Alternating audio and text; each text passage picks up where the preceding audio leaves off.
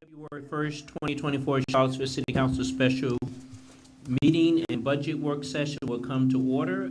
Ms. Thomas, will you please call the roll? Here.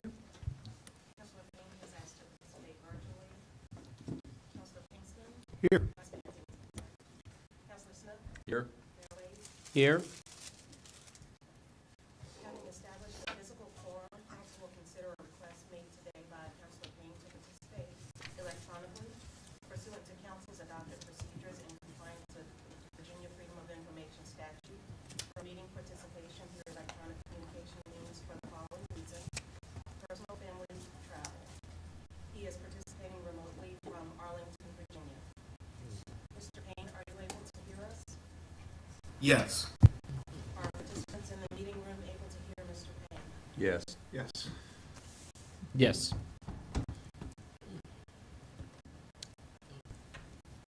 Let's see, okay, based on the compliance with the policy, is there a motion? I would move to approve his participation remotely. Second. All in favor? Say Aye. yes. Aye. All opposed, say likewise. Is there a motion to approve or amend the agenda? I move for approval of the agenda. Second. Okay, all in favor say yay. Yay. All opposed say no. I was like, Nancy, what are you saying? But Said nothing. I know. I know. The agenda is adopted. The first portion of the meeting contains two public hearings, both requiring only one vote. And you're going to introduce. Sure. So we're going to start with the updated fee schedule. So I just wanted to explain a little bit about what's in your packet here, just in case for clarity purposes. We have the attachment 1, which is the changes that we're proposing to the fee schedule. There are a lot of different fees that are part of the development and building permit realm of things. So we pulled out those that are changing and put that in attachment 1. Attachment 2 is our current fee schedule that includes what's out there on the web right now, what you would pay if you were submitting today. And then the attachment 3 is a combination document of what we're proposing for changes as well as the things that are going to remain the same. And so as you'll see, if you looked in the attachment 3, you'll see that blue are changes and there's strikeouts. There's lots of back and forth with that. So we're bringing this forward because we have this new zoning code that you all approved for us. And with this, we have a lot of changes to terminology.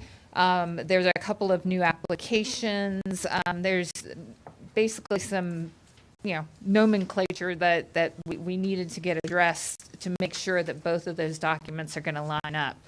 Now, typically to put together a fee schedule, you go through a study and an extensive process where you look to communities that are like and go through that kind of process. We have very limited time to do so, to bring this forward, to make it happen at the same time. So what we have done here is we have kept the fees generally the same rates. So the numbers have not changed extensively. There are a few that I'm going to point out where we changed the fee a bit, and the reason why. You will note, as you look at this, a lot of these fees have been in place since 2006, 2008. We know that we're behind the times with that, but we wanted to make sure we had something on the books to move forward with a new code. And then we know that our next step is to do something more formal to make sure that we're up with where industry and economy is today.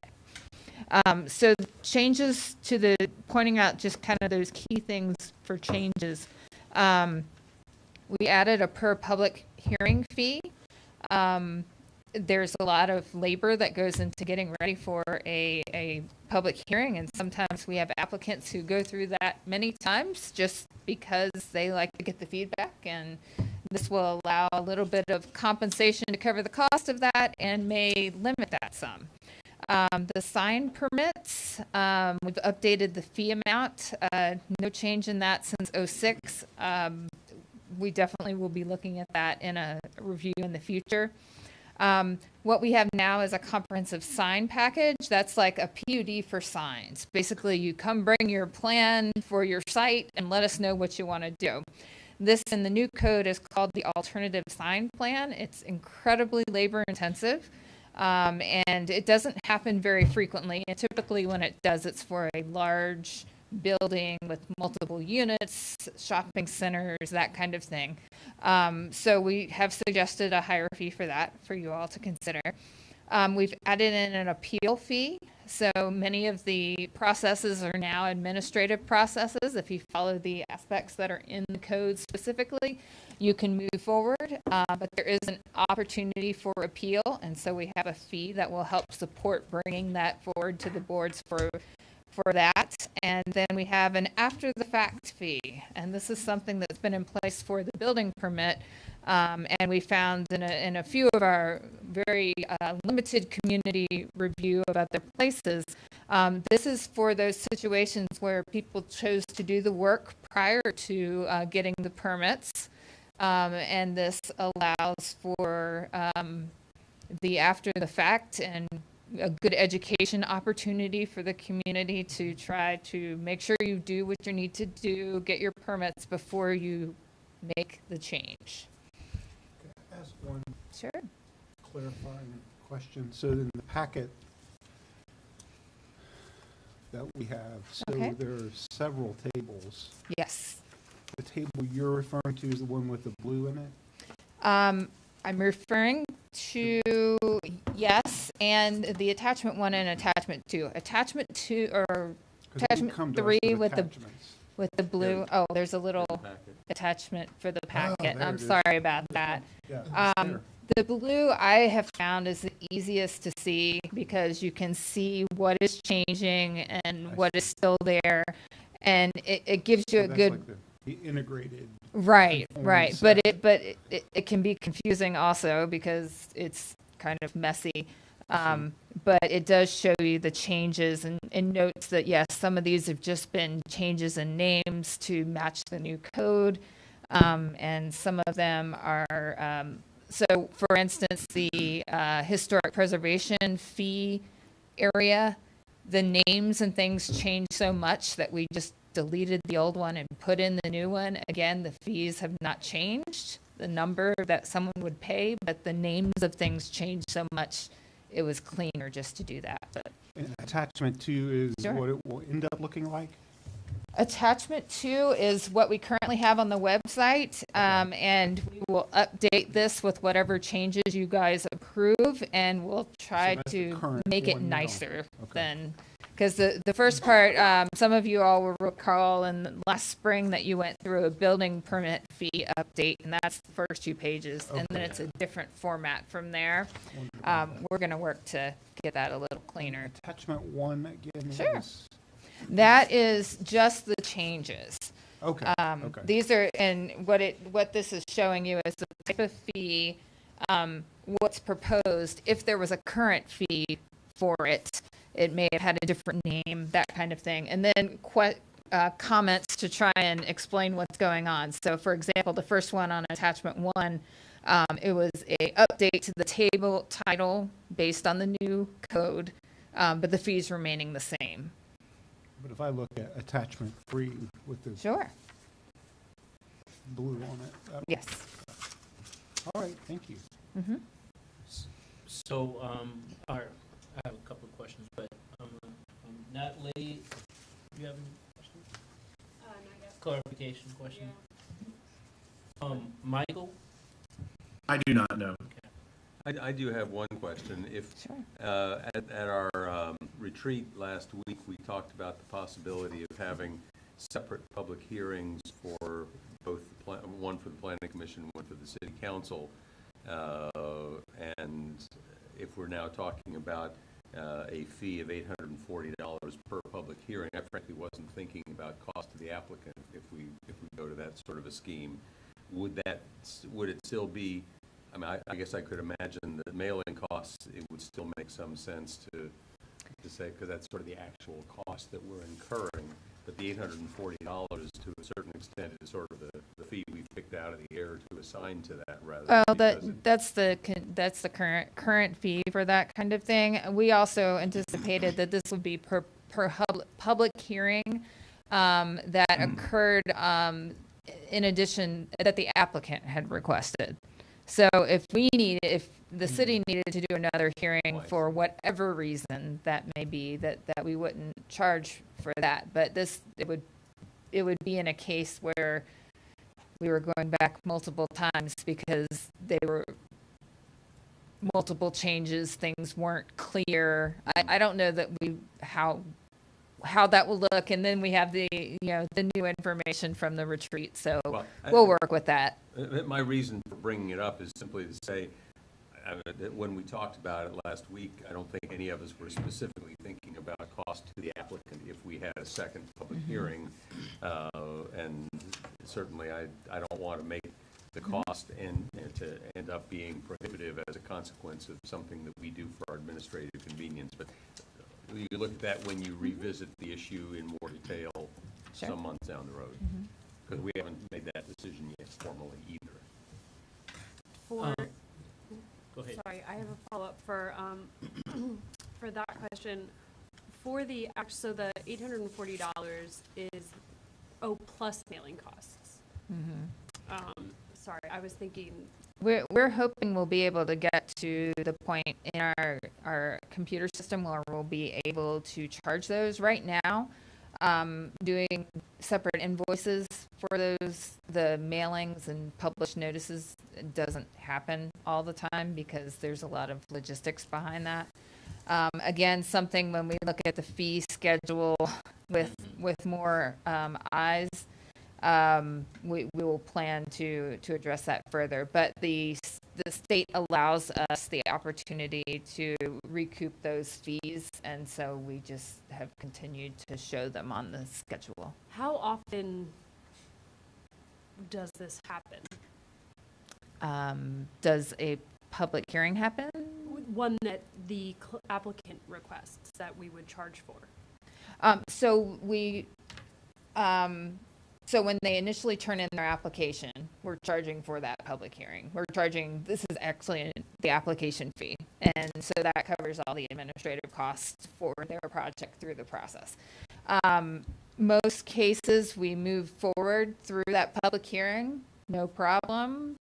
Sometimes there's discussion that goes back and forth between the bodies, and a change may evolve from that. Again, we don't anticipate charging again if it's in the process of that. It's just a reserve for, we have had opportunities where things aren't lined up. The applicant doesn't have everything together in the front end. So we're coming and bringing something to you all that may not be 100% where they want to be, and they have more changes that come. It just provides an opportunity to account for that. Yeah, So- and how much would that have happened, like in the last year? Would that have happened like 3 times? Like 3 or once? 4 Like- times. Okay. Mhm. Thanks. And Ms. Creasy, would an example of that be if the applicant decided very late in the process, we really want to provide an additional inducement to the council, and that requires a new public hearing in order to satisfy the notice requirements of the Code of Virginia? Would that be an example? Potentially. I mean, we're So essentially, we're required, reading through the ordinance, whereas following the advertisement of this change in accordance with the requirements of the Virginia Code 15.2-107, this council has held a public hearing on a proposed fee schedule. So this is basically entailed by the fact that we've made this significant change in our zoning ordinance. We have to have the reason clarity. that we're bringing the fee schedule to you at this time is so that when it becomes effective on the 19th, we're able, an applicant is able to come in and find the correct line, and it lines up in the systems. Yeah, it sounds like the cost didn't change much at all No. in terms of the fees. And again, But you're we- willing to at some point come back and think through Right, that more we- holistically. we- and People yes. have a chance to give some input. That as well as doing the data research behind the Seeing scenes what that one other needs to do localities are doing. to make that happen. Mhm. So I had this one clarification Sure. question. You had mentioned something about the aftermath or something Oh, the after the fact. after the fact. yeah. Yes. So is that like, do we get, from what I'm hearing, is that some applicants, they do things kind of knowing and kind of asking for permission afterwards? Does that? Sometimes people choose to just do work and then they find out, or sometimes knowingly, sometimes not, that they needed a permit for what they were doing. So the after the facts that we noted here, again, we hope that we're not, that this isn't a common practice at all. But we put that in for some of the signs and zoning things where we find things in the field, and Is that- yeah. it's an opportunity for education and to, there's usually a lot of logistics when someone has We have to send an worked inspector beforehand. and things like that. That's part of the fee. And it means they don't have to necessarily like rip it down just because they didn't get a permit. They just Right. have to get They it. have to make sure it's in compliance, and if it's in Right. compliance, then it's, They pay the fine. and okay, you pay the permit. fine, and don't do that again, and come to us first. Right. Yeah. Any other clarification questions right now, Council? Okay, so I'm going to now open this up to the public for a public hearing. If anyone would like to speak on it, please come forward. We're not taking virtual comments on this, so. I now close the public hearing, and now we can decide on this, councilors. If there's no other questions, I'll take a motion. I move approval of the new fee schedule. I think, A, because it's a temporary measure, B, because it needs to be implemented right away, and C, it's not intended to be the long-term resolution of everything. Just gets us to the point where we can have a long-term resolution. Yeah, let's get a second on it first. I'm sorry, I have one more question. Sure. Is that okay? We need to get a Well, second. Let's have get a a second, then we can discuss it. Second. Okay. I'm sorry, Missy, I have one more question. Sure. You said plus mailing costs, and that's $1 per owner notice? That's per resident? Or who gets, Who gets? how big is the Who gets mailing it? cost? So the mailing cost, our policy is to send it to everyone who's within 500 feet of a project. Okay, And so it will vary based on the location and the size of the project. okay.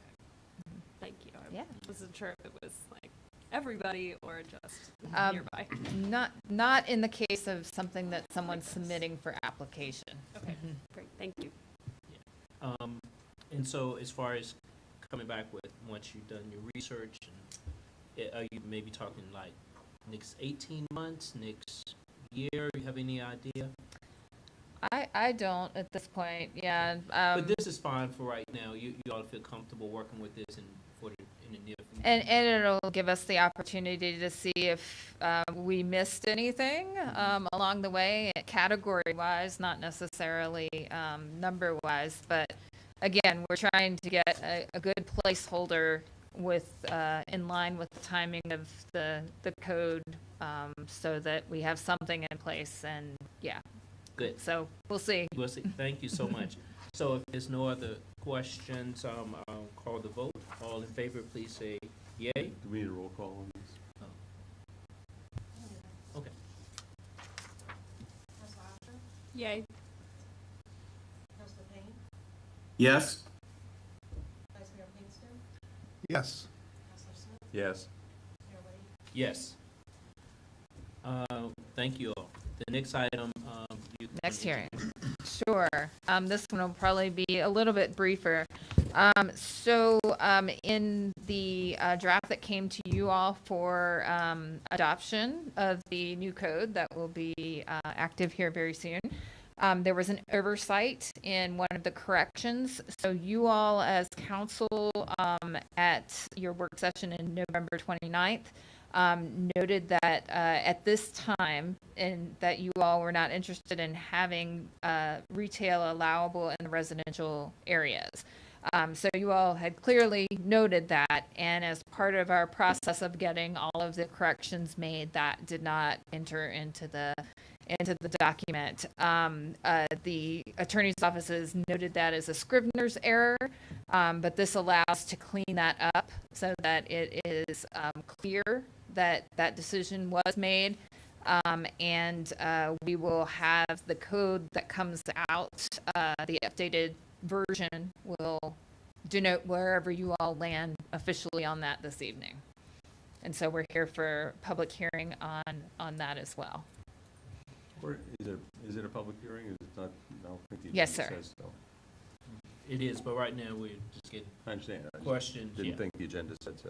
It was republished today. Oh, okay. Any clarification, questions, counselors? So I know that this was voted on previously. Me in the audience watching this disagreed with the decision that council made.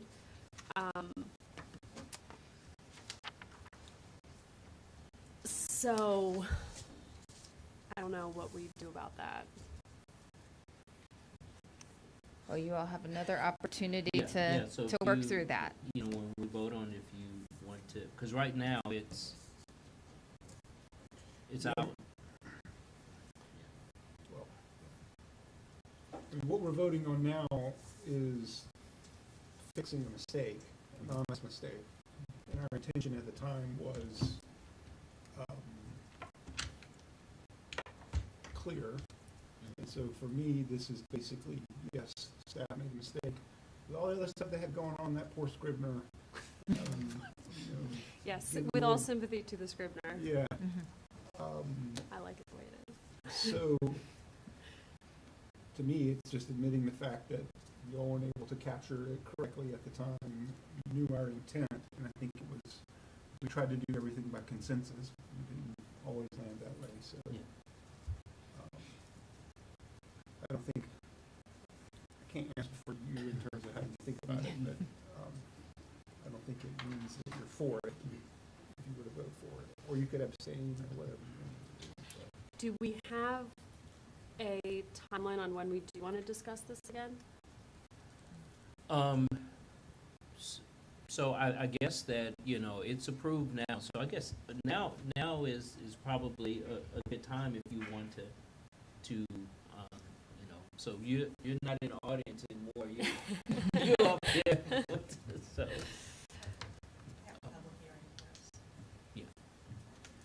But we should wait until after the public hearing for our discussion, right? Well, yeah, because right now, it's kind of clarification questions and things, so. Lloyd, did you have any questions or? Not questions at this Yeah. point, no. Thank you. I don't have any. Michael? No clarifying questions for me. I'll now open the public hearing. Does anyone in the audience like to speak on this? If not, I'll close the public hearing and bring it back to council for further discussion. Well, I mean, just as I noted in email to you all last night, the decision that we had made on November 29th to not include commercial within the residential definitions was something we then built on. It is something we made subsequent decisions based on.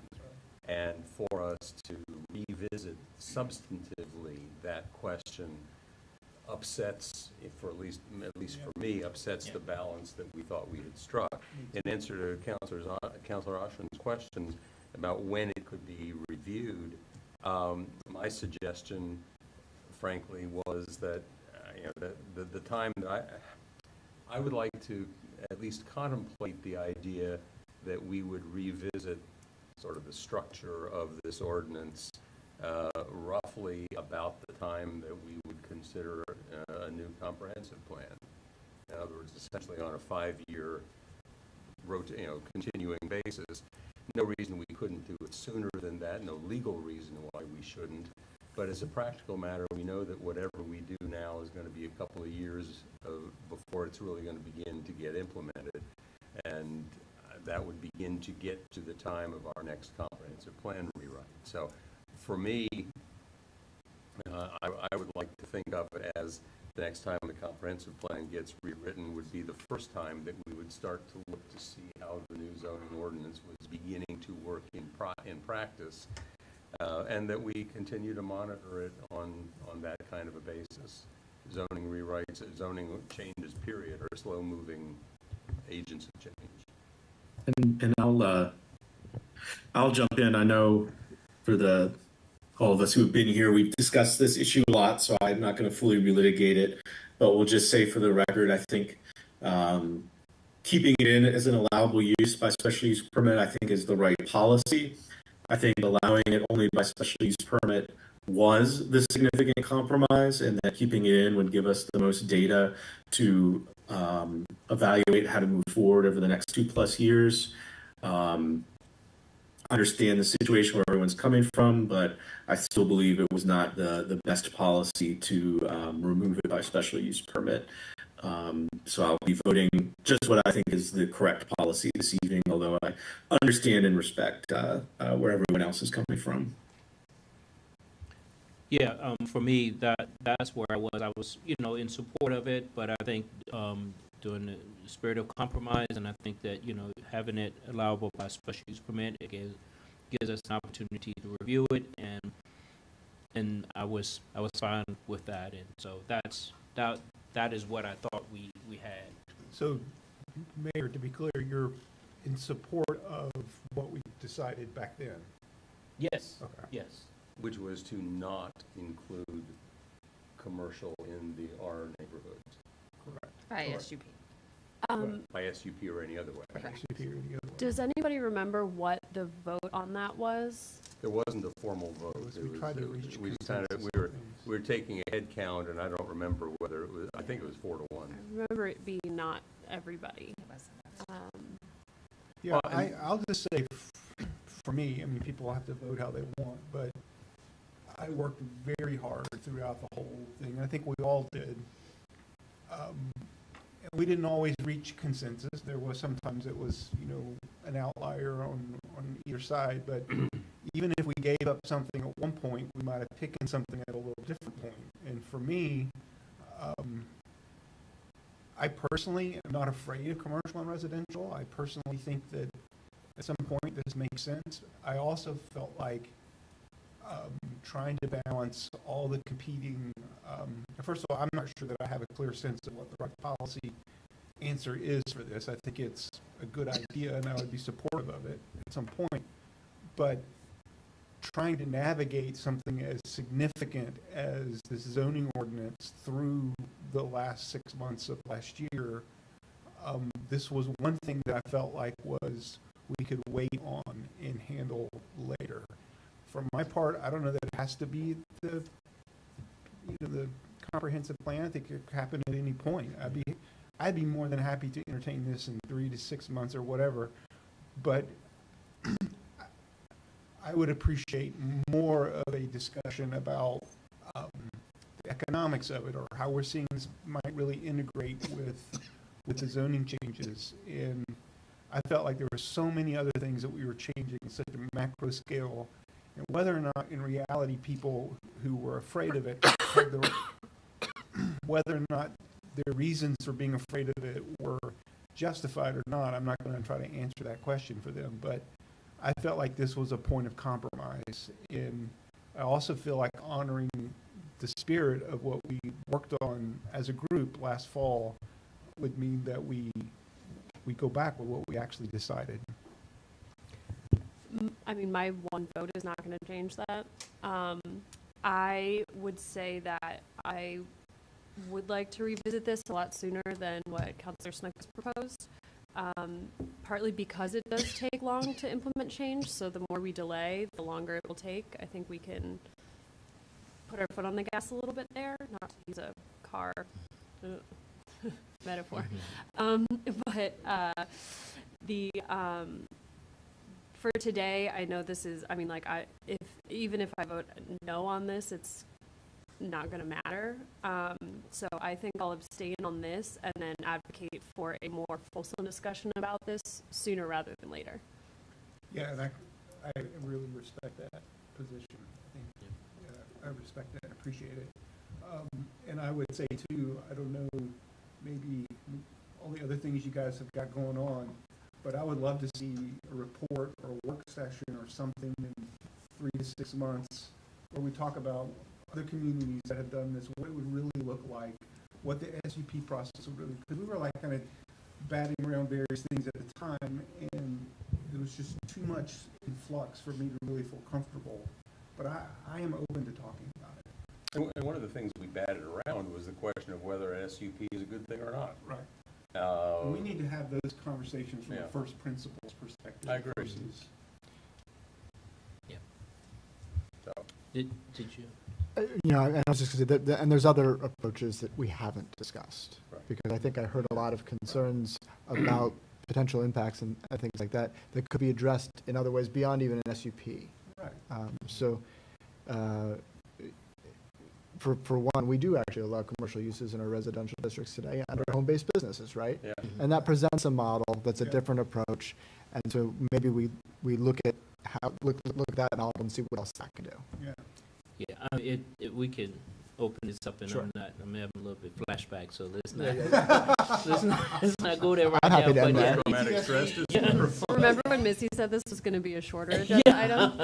I knew I It was was a in trouble. shorter report. Yeah. A lot more discussion. Yeah. So if I could, just for my purpose of managing all of this stuff, can we come back to you with the timeline versus you asking for 3 to 6 months? Yes, I think of there's course. still more work that we need to do to reconcile the work plan associated with the zoning ordinance that I would prefer to have time with Yeah.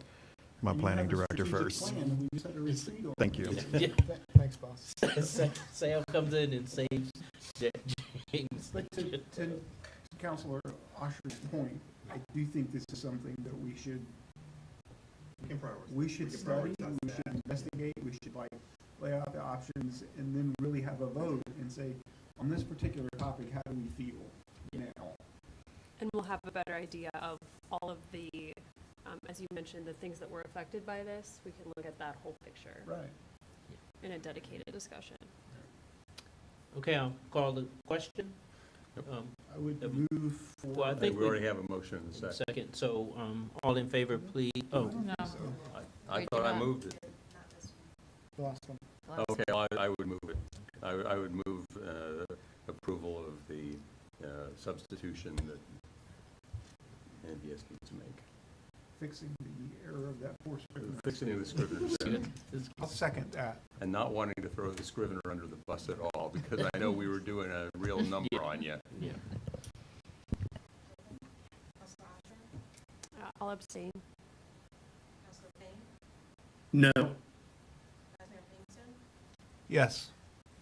Councilor Smith, Yes. Mayor Wade, Yes.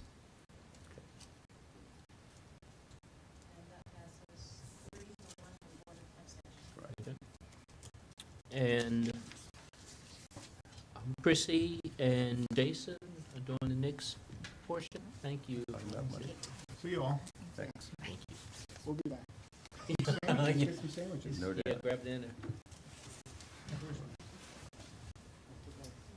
So we're gonna cover a lot we're gonna cover several things this evening. First, as a housekeeping measure, we were gonna go ahead and talk about the current year and present to you the second quarter report. Financial report is just an overview. We typically do this during the city manager's report, but we're gonna do this tonight since we're talking about all things revenue. So I'll start real briefly. This report is as of December 31st. We have collected about 40% of the budgeted revenue for this fiscal year. As you may recall, the FY24 budget is just a little over $228 million. We have our two biggest revenue sources, our real estate and personal property tax. the first payment of which the new assessment will be due on June 5th, and our assessor is going to speak to you tonight as well. But we'll just skip ahead and take a look at our revised projections for 24. I'll try to make this a little bigger. So again, overall, looking at the budget, if you recall last year at this time, we were working on the 24 budget. Economists at the time were talking about the possibility of a national recession. And so we still, even throughout this year's budget, are continuing to chart sort of historic times in terms of forecasting revenues. The largest sources overall, we are looking at about a $9.3 million revenue surplus for this year. Again, it continues to be the same, I don't want to say offenders, but the same revenue sources. Real estate tax, we're looking at just under $3 million over what we budgeted. Personal property is about $600,000. Sales and use continues to be very strong. We're looking at $1.1 million over budget. In addition, business and personal property license are up. I'm sorry, I missed meals tax as well. That's we're projecting about $900,000 over budget. There were also at the time we adopted the budget, the state budget was not complete, and so we didn't have full numbers on the state revenues that we see in some of the bigger categories, which accounts for some of those changes here. And then one of the other ones is interest income. So as our treasurer will talk to you in just a moment, I think last year at this time interest rates were like 1%. So that makes up a difference. So all of these things we are looking to, of course, this is one side of the equation, but we would be looking to close out 24 with about a 4.4% revenue surplus. And again, as we always tell you on the expenditure side, they're a little bit harder to project as they are not, it's not 1/12 of expenditures every month. They're cyclical, and there are also things that are seasonal, so they don't happen all at one time. However, as of December 31st, we were about 59% spent. And all of these details, if you take a look on the city's budget webpage and the Budget Explorer, you can drill down to the department level and track all of the budgets as they stand currently. And with that, I'm going to stop sharing and turn it over to Mr. Vandiver. And I'll bring yours up.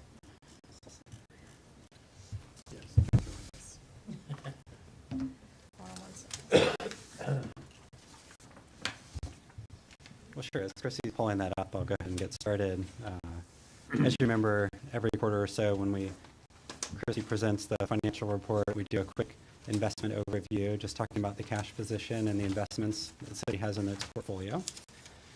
There we go.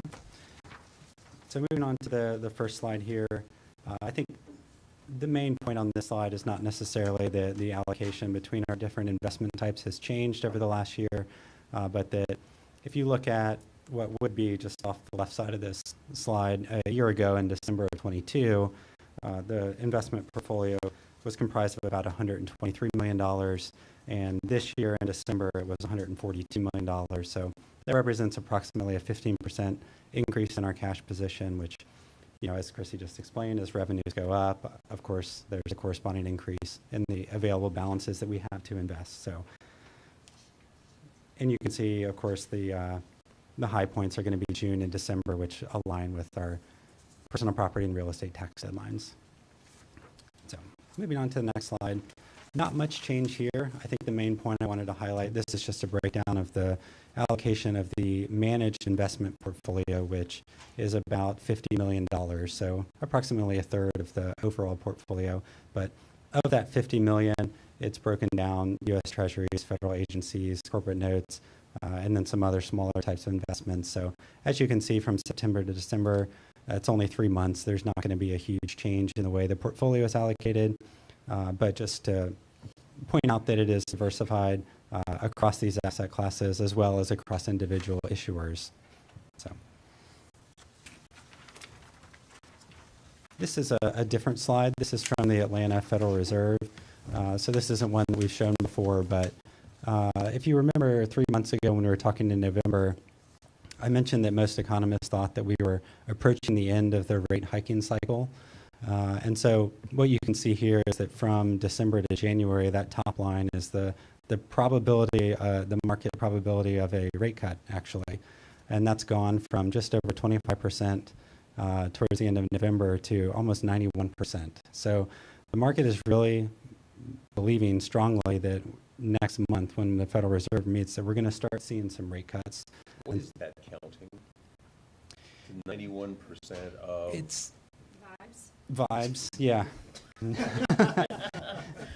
like 9 out of 10 dentists recommend fluoride toothpaste. That's right, yeah.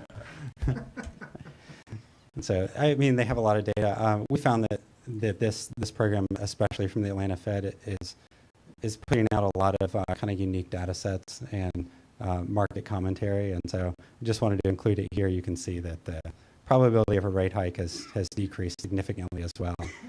So there are kind of two sides to that. One is that you may have noticed over the last 3 months that the stock market really likes the idea that we may be approaching rate cuts. And so it's, taken off.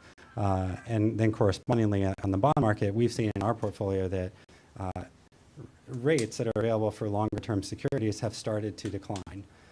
So the market is forecasting, and then the Fed is saying, if you look at their dot plot chart that they like to put out, that they think rates are declining. The market has priced that in, both in equity markets and bond markets as well. So that's something that we're trying to be aware of, and I'll point out a few more details on the last slide in that regard.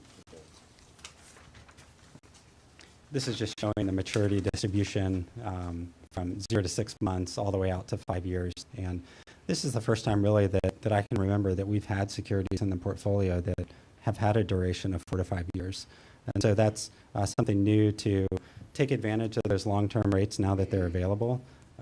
But at the same time, we could stick it in an overnight security and get 5.5%, but we would be giving up the opportunity to earn higher rates going forward. So we have seen those rates turn over a little bit.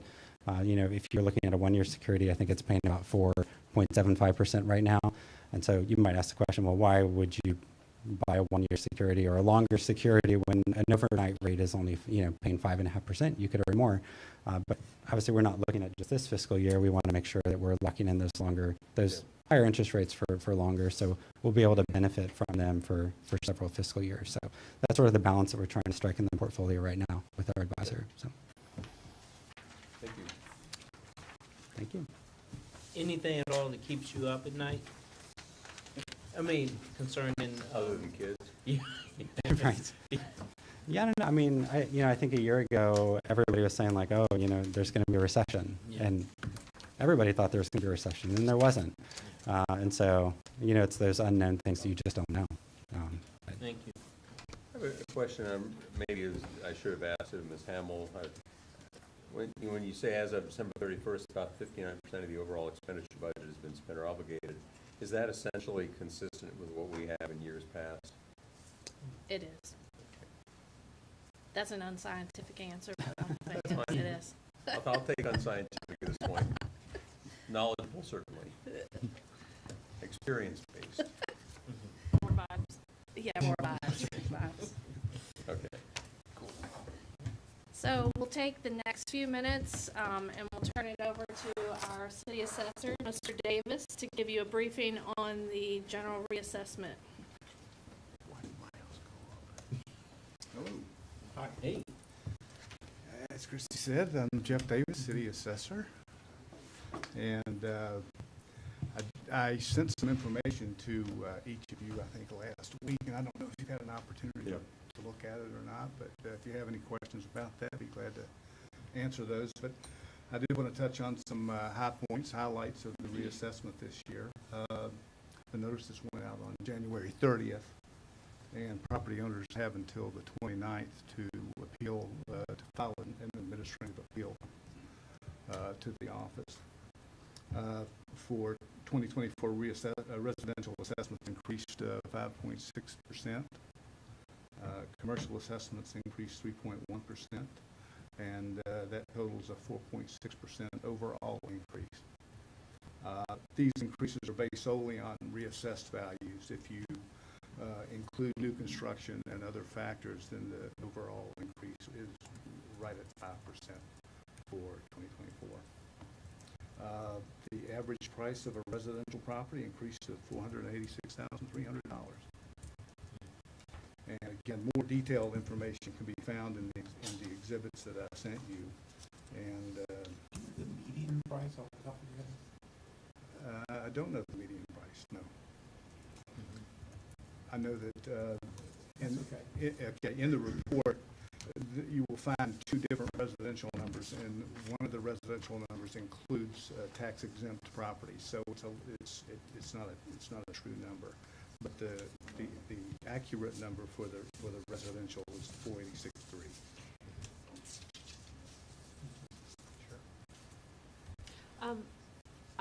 I have a question. Actually, let me look something up first. Actually, never mind. So in the GIS where the assessments are listed, when it says year 23, is that what just came out, or is that That was last what year. was the year before? So it'll say 24. It should and say that- 24 now. It should Oh, say okay. I 24 now. checked when you sent it the other day, and it hadn't been updated yet. So I Right, wasn't right. sure. It was updated on Tuesday. Okay, thanks. And then what,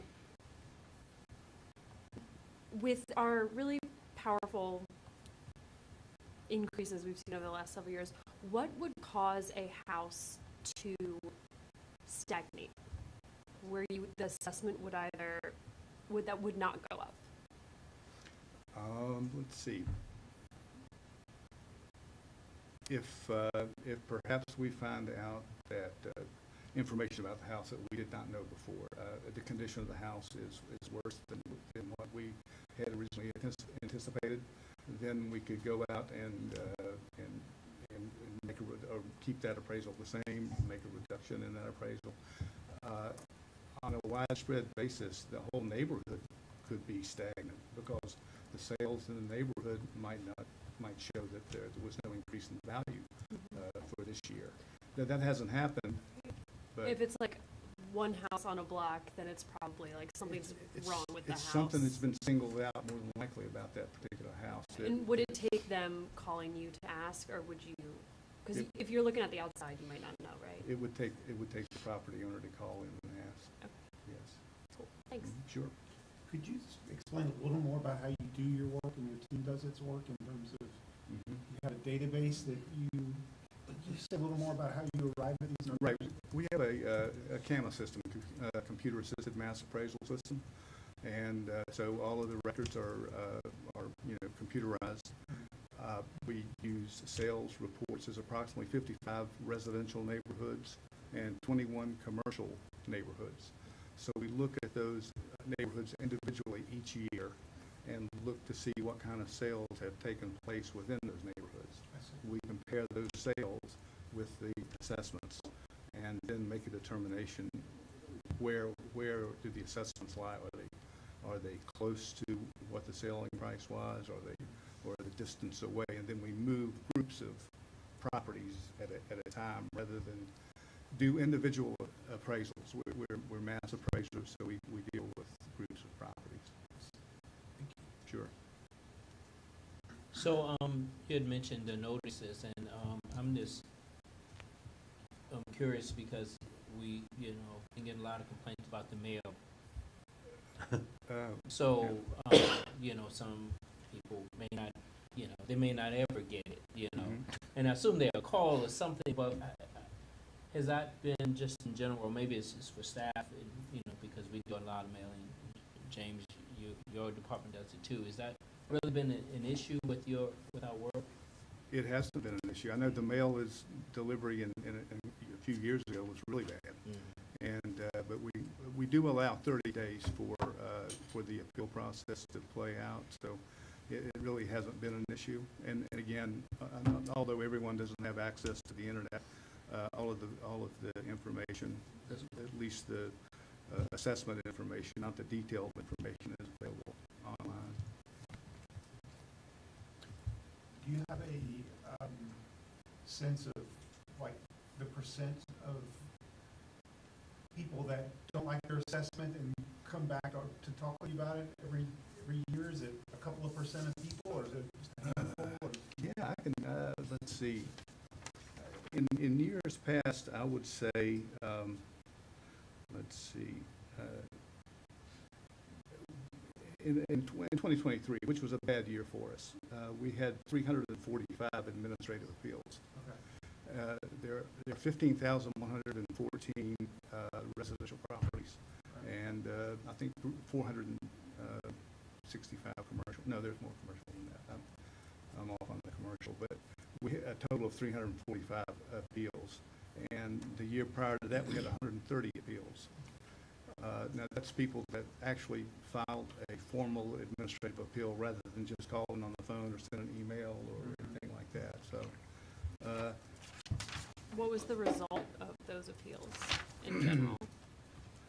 last year, of the 345 of the administrative appeals, 29 actually ended up being withdrawn. 173 were unchanged. 140 decreased. We made reductions in 140 of those, and we raised 3 of those.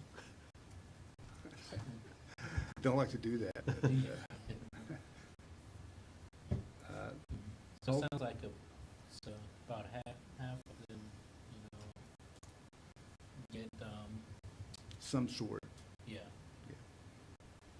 yeah. A question I recall in previous years, we had received reports that had information at a more granular level that was looking at how assessment increases varied by different neighborhoods, which was valuable to get a sense of differences in neighborhoods. And I think that also was able to show some of the highest valued homes in the Rugby neighborhood, I believe, had by mistake been the only properties on neighborhood scale that had their assessments decrease, and that was noticed and changed that was a mistake. So I'm just curious if data that's more granular is available. That should have been in the email that I sent out on Friday the 26th. All of those exhibits should be in that as an attachment in that email. But I can resend that to you if you didn't receive it. Okay. Yeah, I'll check again. I did read something that was sent. Maybe I'm thinking of an earlier communication that was just like 1 or 2 pages without those attachments. So I'll go and check again. Okay. Other questions? Oh, were you finished? I'm finished. Yes, sir. Thank you. Okay. Thank you.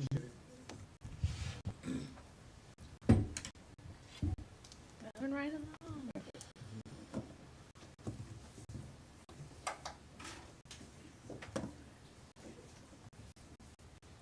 So the next section will take us to the start of our lovely budget PowerPoints.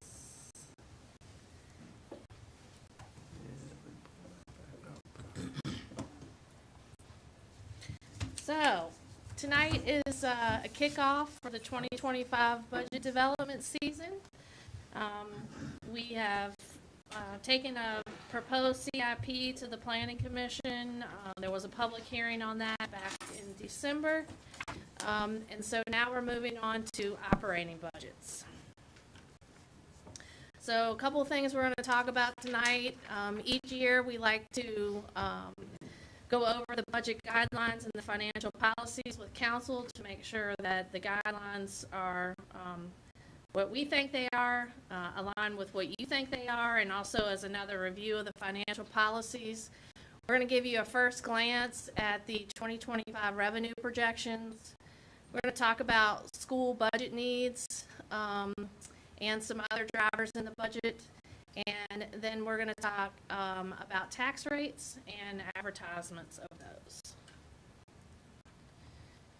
So, moving on to the budget guidelines, these are not policy, but these are things that we work with as goals when making decisions in the budget to make sure that the pieces are coming together. So, we'll go over these, and anything that doesn't seem right to you or is not exactly what you think, please let us know so that we can talk about these now. Each year we take the opportunity to review the major local tax rates, which we will talk about shortly. We also work to develop operational budgets that are within the projected available revenues, so we're not spending more than we have. We work to provide sufficient funding to staff operations that meet the priorities of management and council. We work to incorporate the council's strategic plan and outcome areas, so this will be the first budget that will actually take into account your new strategic plan work. We allocate at least 40% of new city real estate and property tax revenues to schools. We invest strategically in employees by providing adequate pay and benefits. We continue to conduct and fund outside nonprofit agencies through the Vibrant Community Fund process. We're going to continue to develop and fund intergovernmental and fundamental agencies or agreements that support the indirect operations of the local jurisdiction through negotiated allocations. We're going to transfer at least 3% of the general fund expenditures to the CIP. That's what we talk about as PAYGO, or cash to the CIP. And then finally, we will fund a target balance adjustment, which is basically a pool of funds that helps make sure that we meet our financial policy of an unappropriated fund balance of our 17%. Any of those that are you have questions on? Yeah, can you, what does number 8 mean? I was going to ask the same thing. Would you like to Translate take into that? English. It's like OAR. Yeah, number 8 is about the various relationships that we have external to the city government to prevent us from having to do those things. We negotiate through allocations to these various bodies so that they perform that work on our behalf. So, like subcontractors? Well, it's OAR. Jail. So there are things Yeah. like the jail, ECC, SPCA. Right. Those are things that we have agreements or MOUs with. But then we also last year, as part of the budget process, talked about what we called fundamental agencies like OAR, Free Clinic. So we talked about having some agencies that were, they had been part of the Vibrant Community Fund process, and they were funded on a competitive basis, and there were some agencies that council felt were providing fundamental services that we were funding through not the competitive process, but based on an application of their needs. And again, these are viewed as things that need to be done, must be done, and certain instances, obligations that need to be met, whether we do it ourselves or we fund others to do it so that we don't have to. And in many cases, they are programs that we, along with other jurisdictions, have contracted mutually to undertake. In many of them, yes. And you can always change that if you want to pay full freight. So I just remind you of that. Right. Any other questions here or clarification? We'll get a chance to look at that at a later work session. All the specifics, yes, that is forthcoming in the budget presentation. And 10 is basically like rainy day fund. Not really. So Contingency. 10 helps us make sure that we maintain a rainy day fund. So the idea there is that our policy is that we maintain a fund balance of 17% of the budget as a rainy day fund. That is, it's broken down into 2 parts, but we'll just call that 17% rainy day fund. As the budget goes up every year, that amount goes up every year, so we try to be cognizant of how much that might increase and make sure that we are planning for that appropriately, so we don't get to a point where we aren't acknowledging that because it's a percentage that goes up every year, we want to acknowledge that that happens and make sure we're budgeting for it. Okay, thanks. Moving on. Is that 17%, is that just sort of good practice that we've decided through the years, or is there a bond rating component of that that informs that, or? So it is a policy. It is, the 17% is actually comprised of number 1 and number 2 on this slide. 14% is a policy that is a sufficient working capital for the general fund. And then 3% of that is truly more like the rainy day fund. We have the ability, should we need to draw that down, but there are also requirements that we replenish that once we draw down. That is a council policy. That is a city financial policy. The bond rating component of that is they hold you to that. And with comparable cities, it's mediocre. It's 17% seems like a lot. It used to be less than that. We used to have a smaller rate, and in anticipation of knowing that we were going to be increasing and issuing more debt. As a trade-off with the rating agencies, we committed to raising this fund balance amount, knowing that we would be taking on more debt. So there's a chart we could provide you that will show you what other comparator cities look like. And again, it's fine. We get check marks for it. It's not the highest. It's not the lowest. It's mediocre for a rate. So that covers those two. Number 3, another policy is that we maintain sufficient working capital in the utility funds. Right now that is 60 days still, 60-day working capital.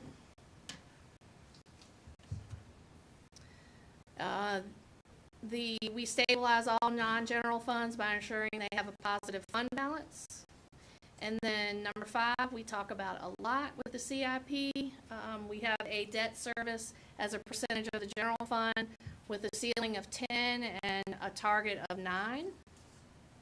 And then finally, we have a policy to transfer an amount equivalent to 1% of the meals tax to the debt service fund. Any questions on those?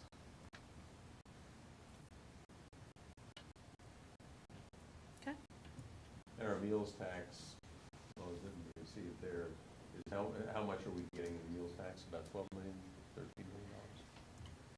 million? So meals tax is about 16.5 is our revised projection for 24. We had originally budgeted that at 15.6, and we've bumped that up slightly for 25 to 16.8. Oh, okay, the 1% is not 1% of the revenue derived from meals tax, but it's 1% of our share of the meals tax, which is what, 6.5%? Mm-hmm. So it equates to about $3 million for the 25 budget. Yeah. So this is the first glance of what we think the revenues are going to look like for 25. You know, it's a year ahead. It's looking at our crystal ball. And so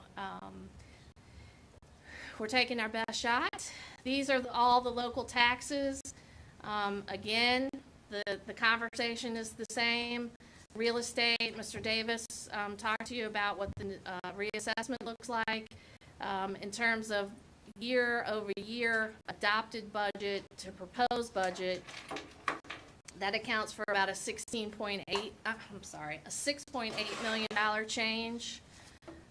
Personal property, not so much. That's about $100,000. Meals, we talked about. Sales and use, that is still going strong. And lodging, not as big a jump as we have seen in the last few years, but overall on the local taxes, we're looking for an increase, a projected budget change of just under $10 million. and you can see how that correlates with our revised numbers for 24, the 171 to the 167. So the FY '24 numbers are up 5.5 million basically, and we're projecting FY 2025 numbers to be up another roughly 4 million on top of the revisions. Correct. So what was the surplus this year? The surplus for 23 was 21.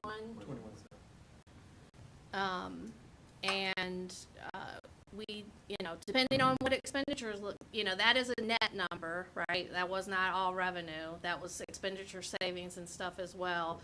But on the revenue side right now, we're projecting, whatever that number was, I just told you. I have too many numbers in my head. 9.3. Yeah, that's what I was, I know it was a 9, but what that is a different number from this, the change from So 24 this, to 25. and I'm sorry, we've probably made this, I see now it's probably confusing. This chart on the left is comparing what we adopted, so what we were projecting at this year last time for the current year budget, to what we are projecting this year for the next year's budget. And then the gray column on the right is where we have revised the projections based on what we currently know today for 24. And so this is just our expected revenues, but not our total budget, because this doesn't count debt and, well, right, but just like the money that we have to spend. Correct. So I'm going to move down through the next categories.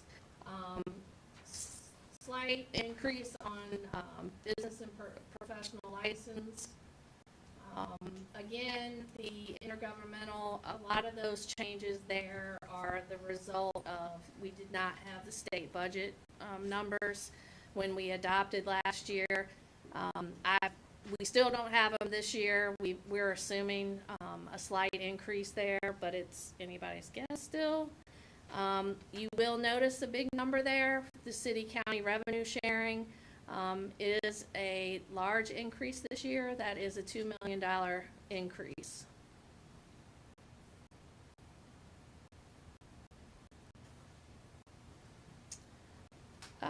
Charges for services. Biggest change there is the pilot. And then the landfill reserve, that is a reserve that we have had on the books. That pilot is from the utilities? Correct. Okay.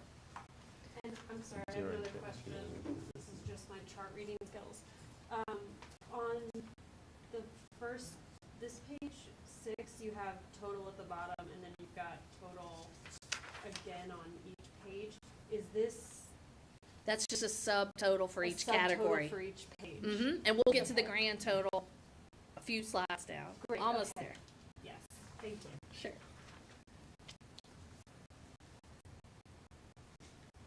The landfill reserve, that is a reserve that was, many years ago, we had some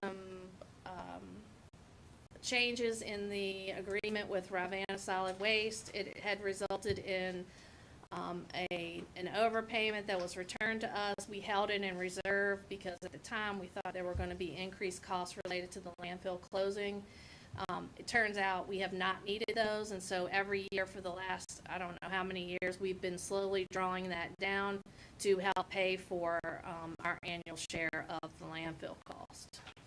And we are starting to phase that out.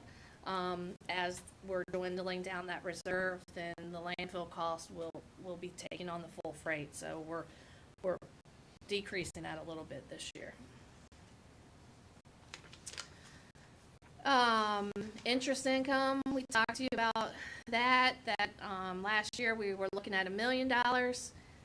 For the revised number for 24 is 3.6, and for 25, because we are, as Mr. Vandiver spoke to you, anticipating some rate changes in the wrong direction, we are looking to we are projecting a lower number for interest income. And then finally, the designated revenues, this is the 1% of the meals tax. We had accounted for 2.8. With the revised number, we're getting a little bit of an increase there, so about 3.1 will be going to debt service in '24, and we are looking at just a little over $3 million for '25. So all in all, the total revenue, new money, if you will, that we will have to spend in the '25 budget is about $16.6 million, so roughly a 7.26% change. Now, caution you, by the time that we bring you a proposed budget, it's possible these numbers may change again because we will have another month of actuals that we'll be able to look at. And so you may see some changes, but this is where we think we are at the moment. We don't anticipate anything February huge. 1st. Yeah. Yeah, so meals tax designated for debt service fund, that is, there's no double counting there between that number and the original in the very first page where you've got meals tax. Correct. We split them out. And school contracted services is then paying for bus. Pupil transportation and maintenance that they contract with us. Maintenance of the schools or buses? School maintenance. Ms. Hamel, so on the first page where we saw meals tax, that is the net amount coming, in other words, we've already taken out that $3 million. Correct. So the receipts are actually more like 19 million. That's correct. I got you. That's why I was confused about the math. Yeah.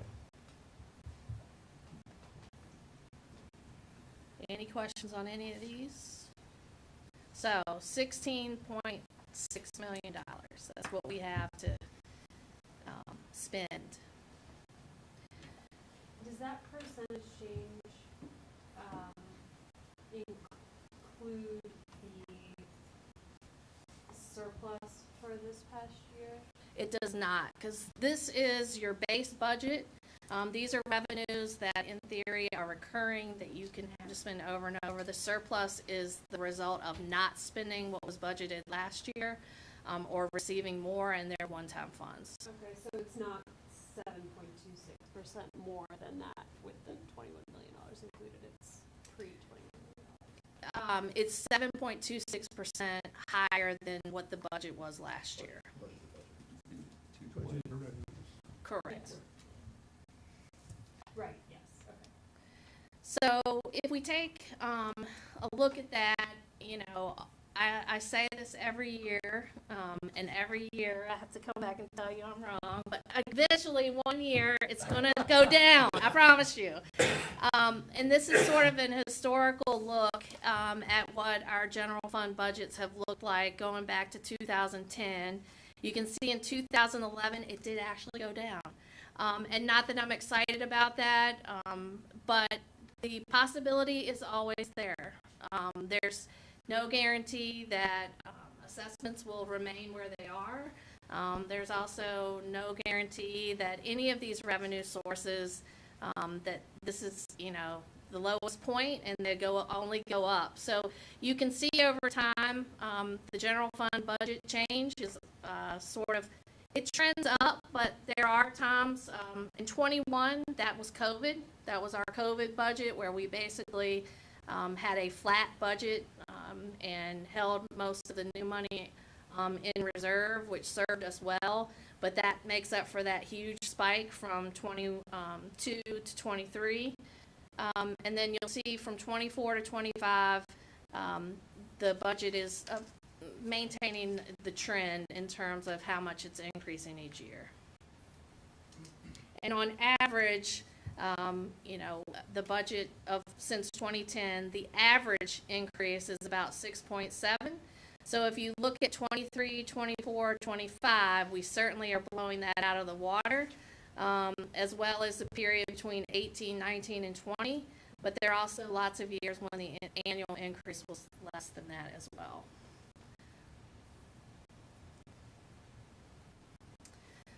So, in most cases, having $17 million to spend on new stuff, easy job, we're all done, ready to go home. Unfortunately, not so much. this budget, the story has basically three drivers that are eating up all and more of the new money that we are anticipating. As you know, council passed the collective bargaining ordinance. We also underwent a class and comp study. And then each year we have a retiree COLA, and the city is also planning to take on more of an increase related to the healthcare plan. And so those things together, if all of those were fully implemented, that would be a $10 to $12 million increase in the budget. 10 to 12 million of the 16 that we just talked about on the prior slide. And that would be ongoing. Ongoing. And I mean, and next year we're ideal, or at least in a year or two, the schools and public works or other departments. You have one additional unit that will join next year. Anything else you want to say on that bullet? I'll let you finish. Okay. Schools, school staff is meeting with their school board tonight as well to give another look at their budget. They met on January 18th and gave a first look to their school board. And that original request was an ask of the city with the $12 million increase. At this moment, we have met with them, and we currently have $6 million in the budget, and the logic behind that was the 40% formula would give them 2.8. As we know with the LCI change, they had a state funding reduction of 2.9, and so those two together to make them whole and to maintain our formula that we currently have that in at $6 million new money for the schools, and a $6 million increase over last year. So we're vastly different, in a different place between where they are and where we are. And I know they are doing some work, and I know they have another alternative at something less than 12, but I don't think they're at 6. And then finally, the outside agency funding, the intergovernmental or the multi-jurisdictional increases. So these are the agreements where there are MOUs or agreements in place where we really don't have a lot of choice because we are one of multiple regional partners.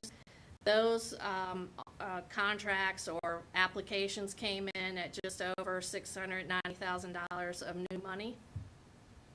And then the Vibrant Community Fund, all of those applications are in the process of being scored, and but we do know at this point that they received over $4 million in requests. And of those, the fundamental agencies that we talked about taking out of the competitive process totaled just about $900,000. Which was an increase of $264,000 over this year. So those three things, when you add them up, they certainly are exceeding what we have for new revenue. And sorry, this is a very basic question, but just for the benefit of the community, the past budget cycles I've been a part of, we've had major expenditure drivers, but the largest ones have been one-time capital projects that have a start and end date. These are permanent and recurring. Could you just explain some about how that's a fundamentally different situation and the implications for the budget because of that?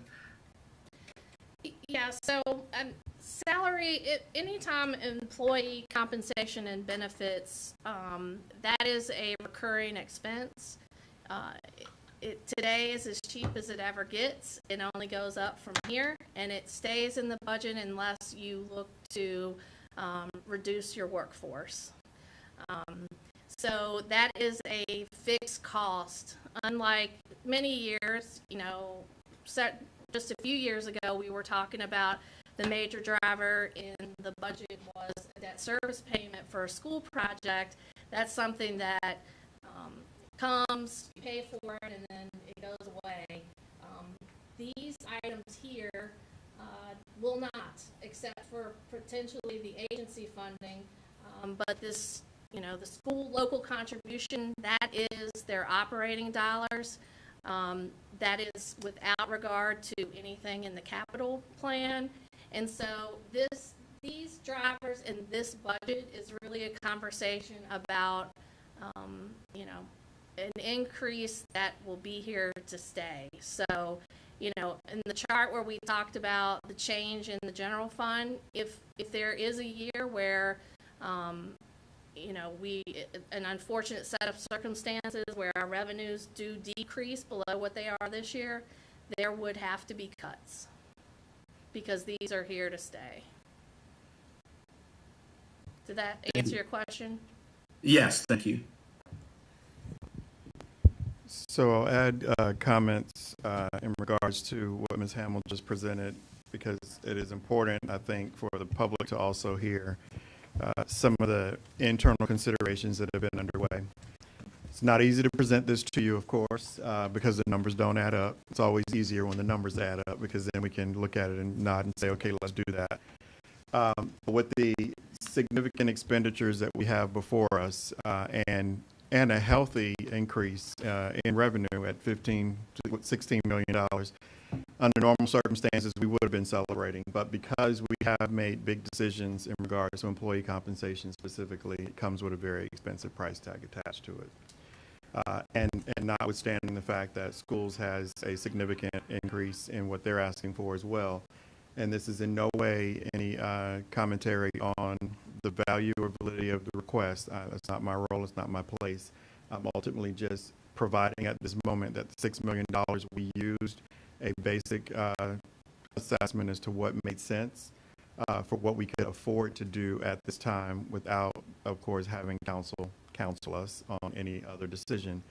So the $6 million, as Ms. Hamill pointed out, was what I felt was a reasonable amount that we could commit to, knowing that the obligation that I felt as though I inherited upon August 1st in taking this job was that I had to implement collective bargaining because that ordinance had been passed. That's law, and we have 2 tentative agreements, and they're negotiating right now as we speak, and I might have a third one before the night is over. And the fact that we had initiated the comp and class study and we knew it was going to come with a hefty price tag. Those things are the conflict of the moment because they just exceed the number of dollars that are available. And with the outside agency request, it just gets a little bit bigger and a little bit bigger.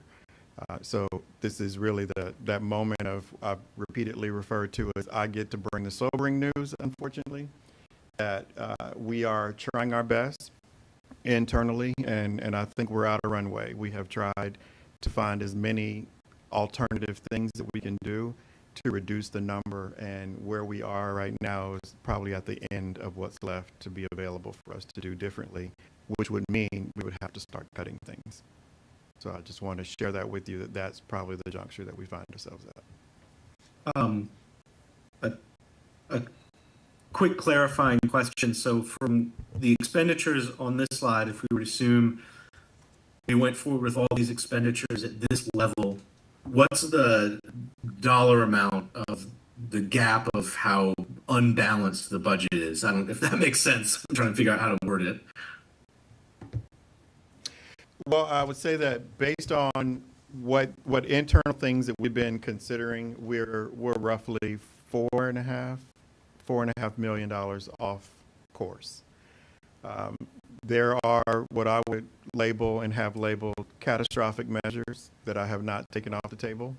That would be what I would be willing to consider in prioritizing, especially the implementation of comp and class, because I think that's something that I prioritize as important for running this organization. But there is still a sizable gap of about $3 to $4 million. And is that $4 million gap would be if the employee comp and benefits is funded at $12 million, schools are funded at $12 million, and the outside agencies are funded at what they've requested? No, that would be schools remaining funded at the $6 million that's been committed to. Okay, so just to repeat it for myself so I understand it. So even if the schools were $6 million instead of $12 million, we're looking at around a $4 million budget gap. So we need to identify either $4 million of new revenues or find $4 million to cut. Correct. And Thank just you. one extra That is with no departmental new requests.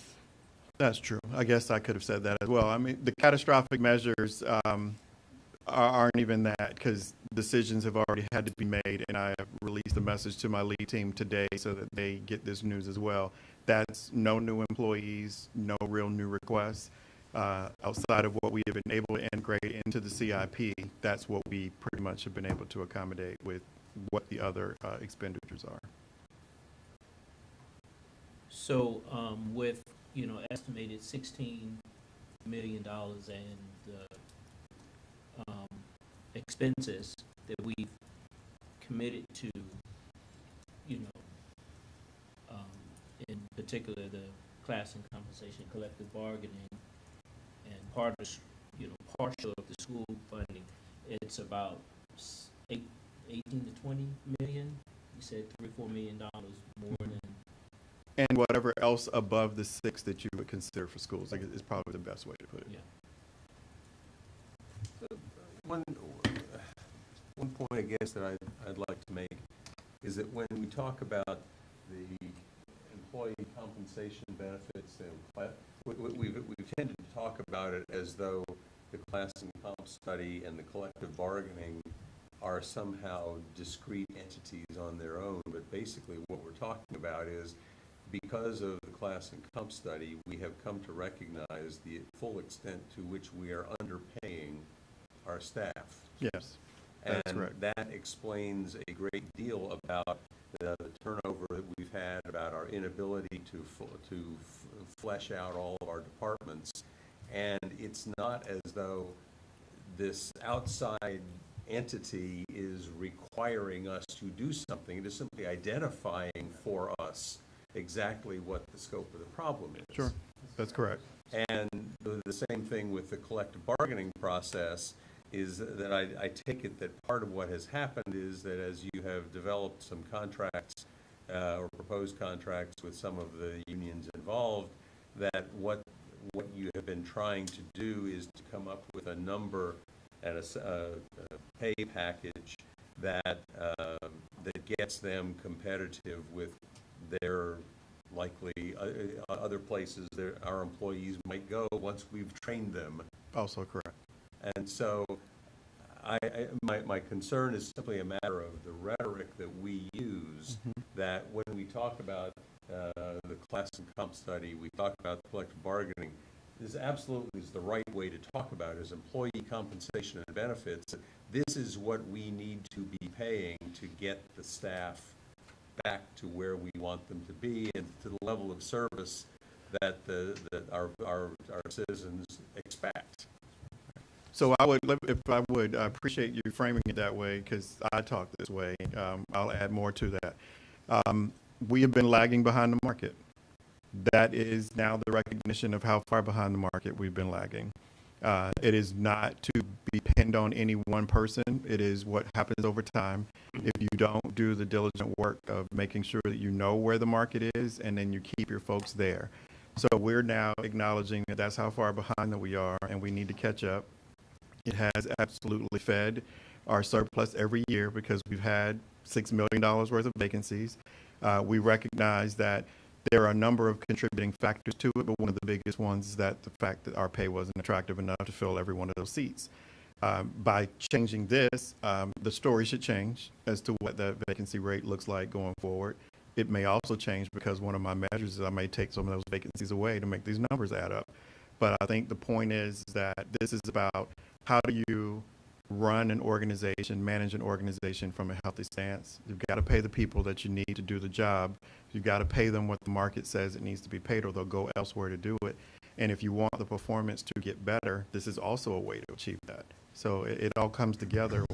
Hopefully down the road we will see that, and that we will have a happier workforce, as I look at those that are in this room, because then we can more or less deliver on many of the things that we've been unable to deliver on, at least on the timing and to the degree that we would like to.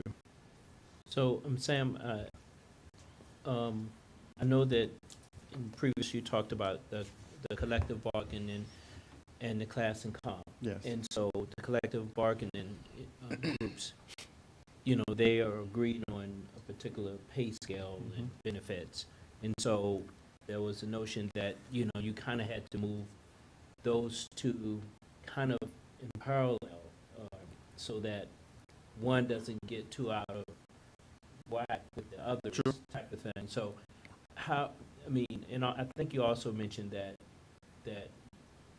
you were going to see if you could or couldn't do the full implementation of the comp class, because that the 10 to 12 is full. That's right.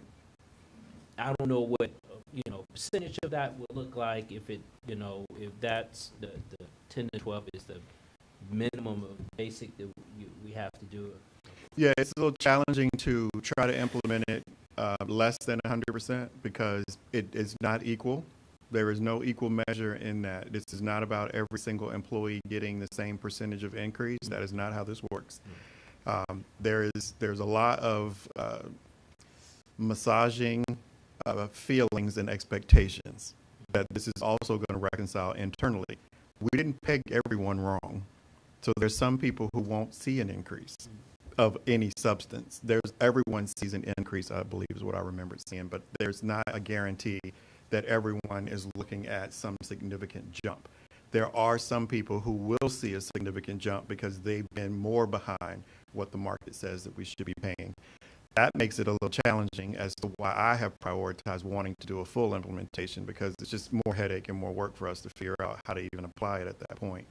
One thing that also does is if the individuals who is getting the smallest percentage of an increase, say is less than 3%, then we would be talking about a COLA for those folks in normal conversation, because we know that cost of living has adjusted. If their step increase, if their comp and class increase is going to be less than 3%, I should probably be looking at something else for them just to keep them up with what a COLA adjustment would have been.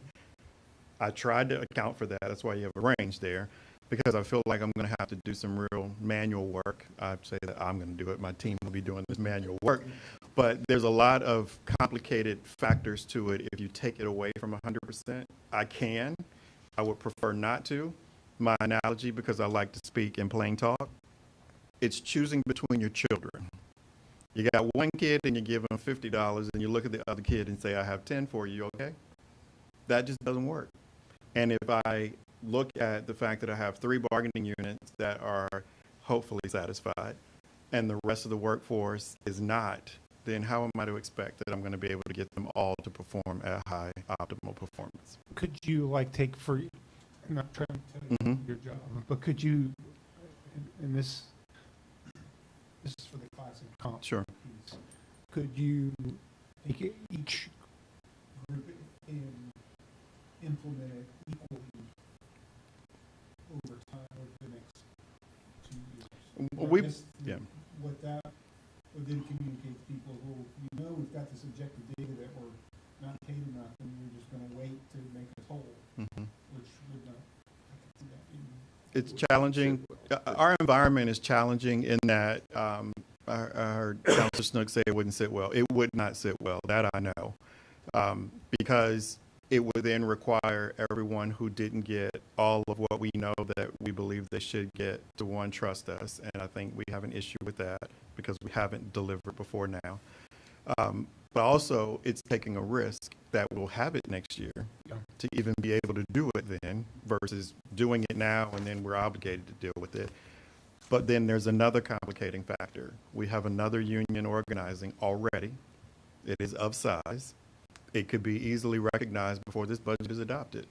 That changes a lot in how we even address that situation. But that's going to come at a cost just the same. So I'll be balancing that plus whatever percentage of the implementation that I did not pull off in this new fiscal year. It kicks the can down the road is the language we use when we don't do what we need to do right now, but we'll try to figure out how to do it later.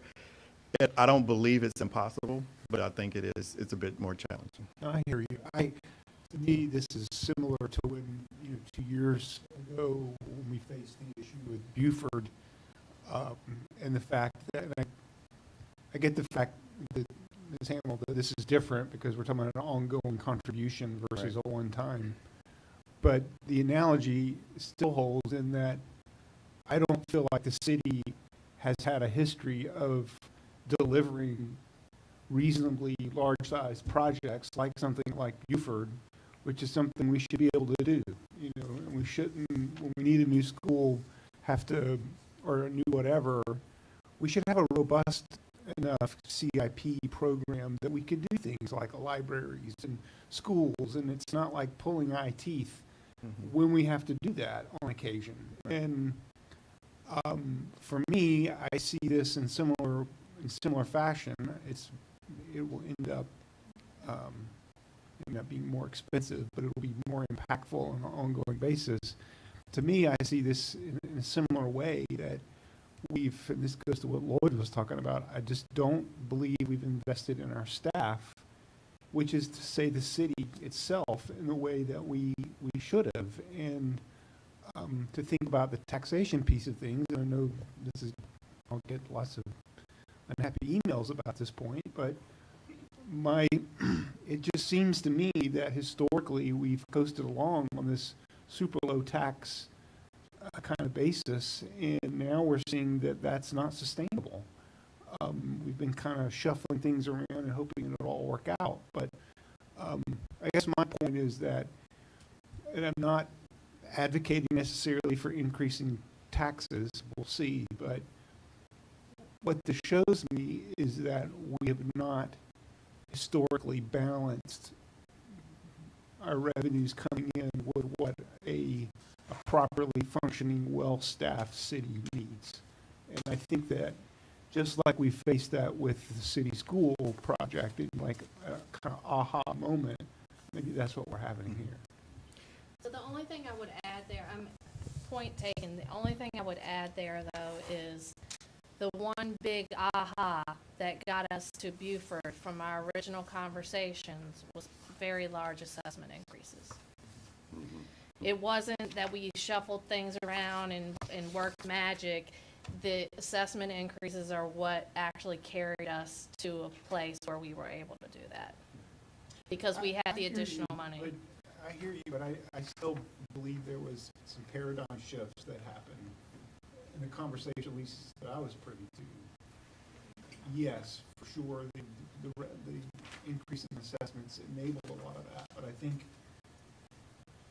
still think, we made some decisions about our debt capacity and what we were willing to, it's capacity versus, what is the other term you call it? Affordability. Affordability. No, so I think from what I'm hearing, that we are going to have to find a way to reduce the current expenses or find new revenue sources, which, we have only one or two tools for that, so.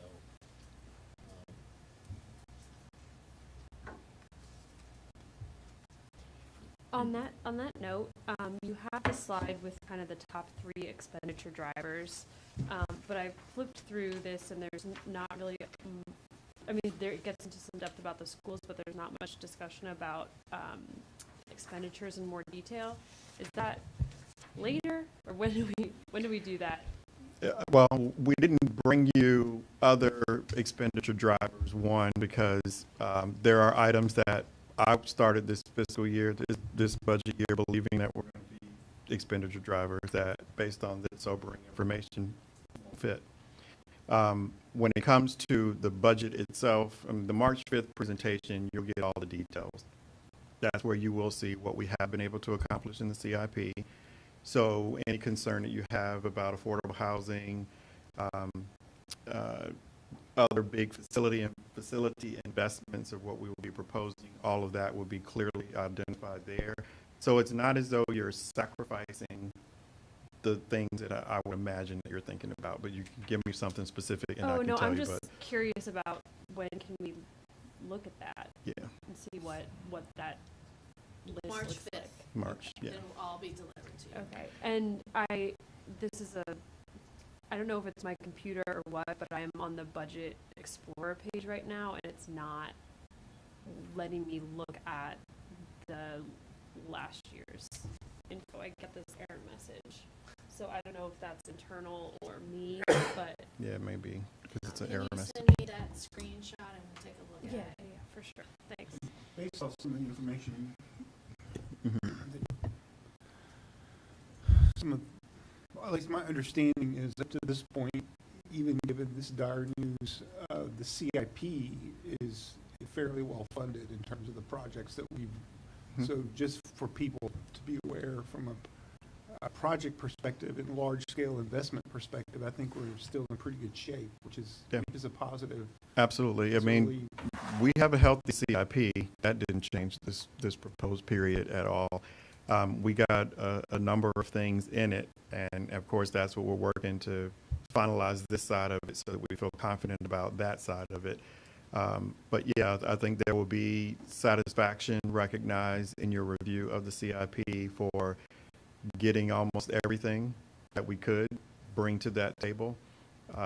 There's still a couple of decisions that we would bring back to you later as a part of that conversation of how you can use this money for a different purpose, how you can use this money as a down payment towards this particular decision. I think I want to be able to guarantee that as well so that you have your discretionary opportunity with the budget to move the markers around if that's what you choose to do.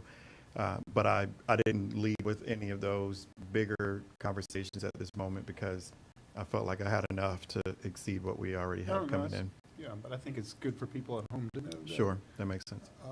The CIP part of things, from what conversations that you and I've had, it sounds like that is in a good place. Absolutely. With And we did larger- present it in November, and mine and Chrissy's takeaway from it was there wasn't much that we felt like we got sent back to the table to work on as different like the past 2 years. We did go back, we were able to work in things, and then we are proposing other things that we believe will satisfy a number of the hot topic requests that have come, whether from you and or the public. But we feel good, I would say we feel good about the CIP aspect of the presentation for sure. That's great. And there is a proposed, the proposed CIP on the budget webpage as well. But there have been some changes since then, for the good, I think you will like, and we'll get on to it. Right. So what we were hoping tonight is to get some feedback from you all in terms of, we have to have the budget balance next week. And we have to have that balance, the numbers balanced next week, so that we have enough time to get it all pulled together into a format to be able to deliver that to you on the 5th. It used to be that we were required to notice any tax changes for the real estate 30 days before the public hearing. There has since been a Virginia Code section change that now only requires 7 days. However, if there is an appetite to raise any revenues that you would anticipate us using to solve any of these problems, and to include that in the proposed budget, we would like some feedback on that. If not, we will go forth making some decisions to balance a budget for you and deliver that to you on the 5th. You say with what we have. 5th being Monday. March 5th. Yeah. Okay. So We would need to know any changes. By the 5th. Right. No, we need to be balanced by next week. And when you say balanced by, in order for us to present, are you talking about the budget book? Correct. So that the budget book can be sent to the printer and prepared, because they're not going to have time to make changes in the meantime. We could still make changes post that. Between proposed and adopted. Right, after the 5th. So balanced for the proposed budget. Correct. So that's my deadline. I have to have a balanced budget so that we can facilitate bringing it to you. So you kind of want the heads up from us if our appetite individually for raising the taxes. If that's your choice. Yeah. So And- that we know that, or I have a extra exercise that I get to work on for the next few days with no sleep. Yeah. So I see different taxes where we compare the real estate tax, the meals tax, the lodging tax, and Personal property. personal property. You want guidance from all of those or the main? Your choice. Before we jump into that conversation, I got a quick question Yeah. about what you just said. It has to be printed on paper? I'm not going there either. So we're laughing because last year we spent a ton of time on an online budget for an online budget book. And so if you go to the budget web page, you will see all that. What we found, and quite frankly, what our vendor is telling us that everybody is finding, is that everybody is really excited about an online budget book until it's an online budget book. And I think counselors, some of your colleagues will tell you is that in all of these work sessions, it's very helpful to have paper and things that you can refer to for notes and things. And so either way, we still have to be balanced because even online, it takes a lot of work to pull all that stuff together. And this online budget book, I'm assuming, was more than just throwing a PDF up there? Correct. Is throwing a PDF up there okay? So we have both, but even to put a PDF together, it's a 300-plus page book. So Charts it's and all the formatting. Yeah. It's all of that formatting and extra detail work that has to be done. So we just need that to be happening while we're still working on getting everything together for what we'll say to you on the book. And accessibility. Ensuring accessibility for the version that will go live as well. Okay, thanks. Interesting. Yeah, no, formatting, I know Yeah. takes time, but So, a question on the tax rates, just to start. So 1 cent increase of real estate is about 1.1 million. Do you have a ballpark of what that number is once you factor in the contribution to schools as well as our real estate tax relief programs? Just so we kind of have a practical idea of what 1 cent is actually providing us to work with. So schools would get 40% of that, so if we just did $1 million, that'd be 400. Yeah. But do you have any idea on tax Well, we're already relief? proposing to give them more than the 40% anyway. Fair.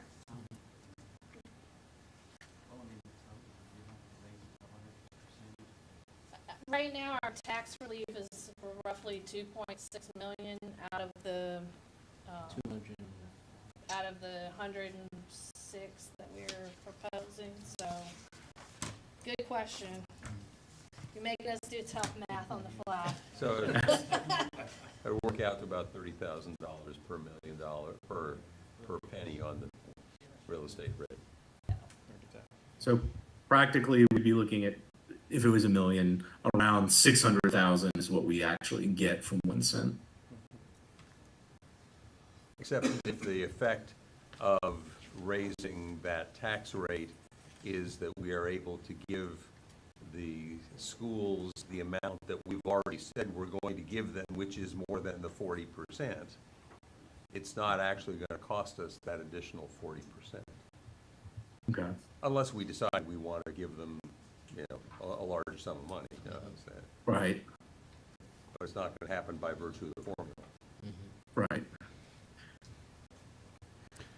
Seems like in times past, y'all have had some charts about the historic numbers for these taxes. I know when I first came on, it was 95 cents. Right. And then we raised it, we advertised 10 cents and we only raised it 1 cent. And this last year, we didn't raise it at all. Meals tax, has that been 6.5 for a while? We raised that. That was raised fairly recently. That's been raised 3 times since I was first elected. I think the first time was in 2020. Meals tax? We raised it by 0.5%, either in 2020 for the coming fiscal year or in 2021 for the coming And fiscal year. it had been raised in either 2017 or 2018, I'm pretty sure. Okay. I think it was 5 when I. We can get that for you.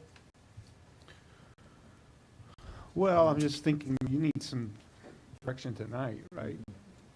And You have a to few let you days. know if We we want to would- advertise. So the the advertisement is not the issue so much that we only have to do 7 days before the hearing. So that's March 18th. So we have plenty of time for the advertisement, but we need to know how much money, if any, in new revenue we can work with to balance the budget. Yeah, I think that if we can try to share our thoughts tonight, I think it will really help staff. Well, not that I don't appreciate all the hard work that you all put into this, but I kind of find it hard to talk about revenue increases when we don't have a full list of what our expenditure options are.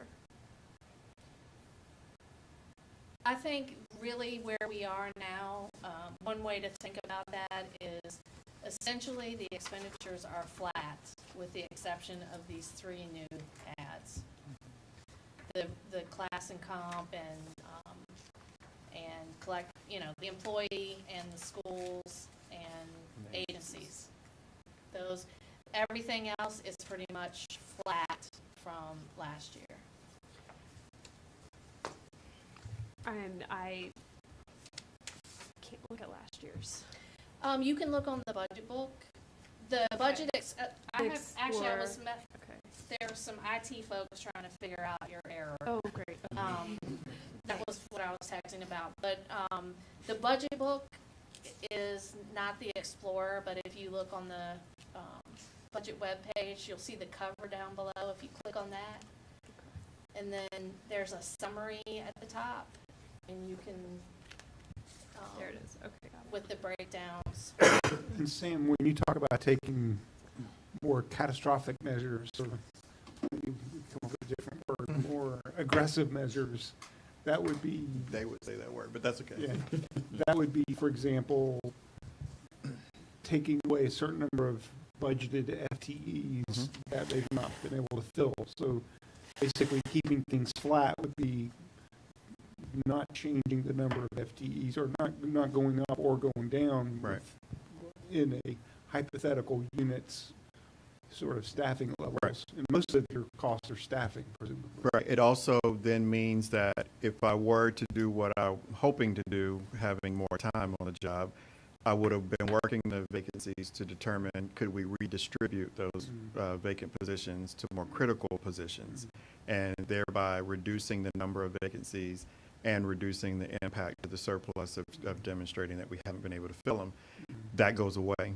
If I start to take positions, then the flexibility of their reuse is not there. I see. Do we ever take money out of the investment accounts? That is the result of the budget. So that is not in addition to the budget. That is the result of the budget and all the operations of the city. So that cash is already accounted for. If you have anything you want to add. So this isn't like a savings account off to the side? No. Right. It's actually performing work, in a sense, is the way to look at it, to generate money. Got it. So how much of our surplus this past fiscal year was due to vacancies? I want to Underspending? For 23, Yeah. it was about 6.8 million. 6.8, yeah. And I will say that one of the exercises that we have already done is we went back and took a look at how we were budgeting for vacancies. For example, if an employee chooses the defined benefit retirement, that's a very different rate than if they choose a defined contribution rate.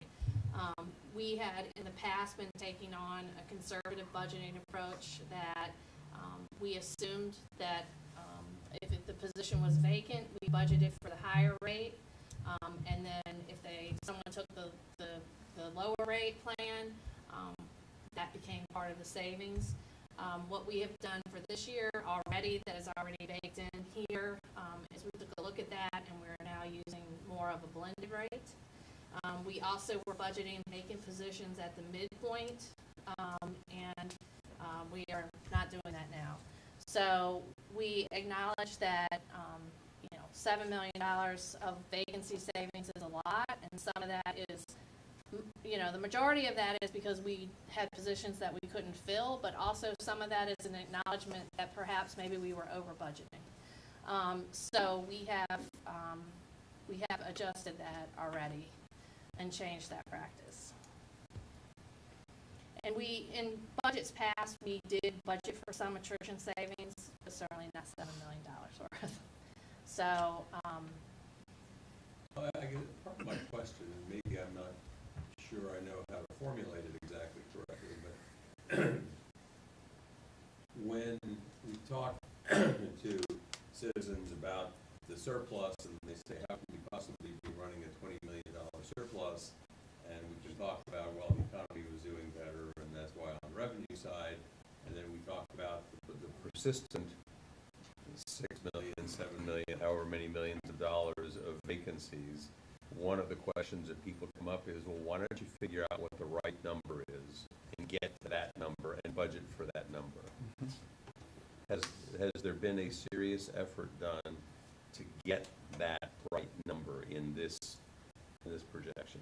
I think that's the work that we have started, but what we've also found is a little more complicated than just simply drawing a line and saying this is the number. Part of it is, what portion of the vacancies have we not been able to fill because our pay rate wasn't right? Right. We haven't been able to figure that out yet. We won't be able to until we implement these two compensation strategies, because that's going to put us at the right number and then see what the response is. The other part of it is, if we've lived for a long time without a position, easy assumption is to say, well, we don't need it. Well, we don't need it with the results that we're getting. Are we satisfied with the result becomes the question, and then I end up going back and saying, no, I'm not okay with that, so I need to keep the position. So there's a lot of back and forth in trying to figure that out, which is why zapping the vacancies isn't an answer, because all it's going to do is everyone will line up and point out to me a rationale for why I need to add positions back. There's more work involved in it, and that's what I'm hoping to get to. That's what my intention was all along, thinking that I wouldn't be here needing to use it to cover. I would actually be able to get it right size, and we would have a real number. Yeah, it's a lot of work, because it's basically asking each particular part of your organization, what does it need to be appropriately staffed? What is your mission really? What is it that you're really supposed to be doing, as opposed to, what maybe you thought you were supposed to be doing? Or what if we accept it? What do we That's the accept other it? question. Yeah, and so it is, I can see there'd be a lot of work. So I guess the bust, again, was 4 million? Is that the number that Michael? Yeah. Okay. And correct me if I'm misremembering a conversation from last week. Even though it may not be advisable, but it is possible to use ARP money to make the difference? Yeah, so the way you look at the ARP funds is one time, and we're talking about recurring expenditures. So the one-time use means we only deal with it for 1 year, and 12 months we're trying to figure out where it comes from again. So yes, that is an option. It is not one that this person sitting next to me will ever tell you should do. And I'm not telling you to do it either, because it's also a risk, because you're hedging a bet that next year the capacity will be there to take on what you did last year, hoping it would be there. And in that situation, you have a job attached to it.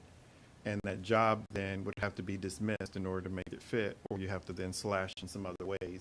So it's not really advisable for us to do it. We want to try to keep one-time uses for one-time things, or down payments towards a future decision that could become a recurring. That's why I've looked at the ARP. Chris and I have talked about taking a look at where we are with ARP and looking at what options may be available to just free some of that up for flexible spending, but for one-time flexible spending. So to Natalie's point, I think what we're trying to get through is a transition period. Mm-hmm.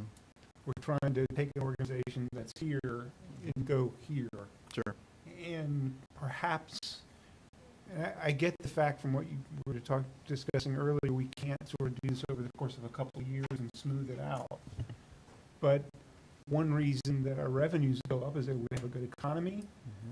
I think it's, but I think it's a reasonable assumption to think that our economy will continue to do well. So I think it's a reasonable assumption to say that we may not have 10% increases in revenues or 5%, but hopefully 2 or 3 or 4% is something we could be confident in. And I guess my point is, if we could use some of the ARP funds or something,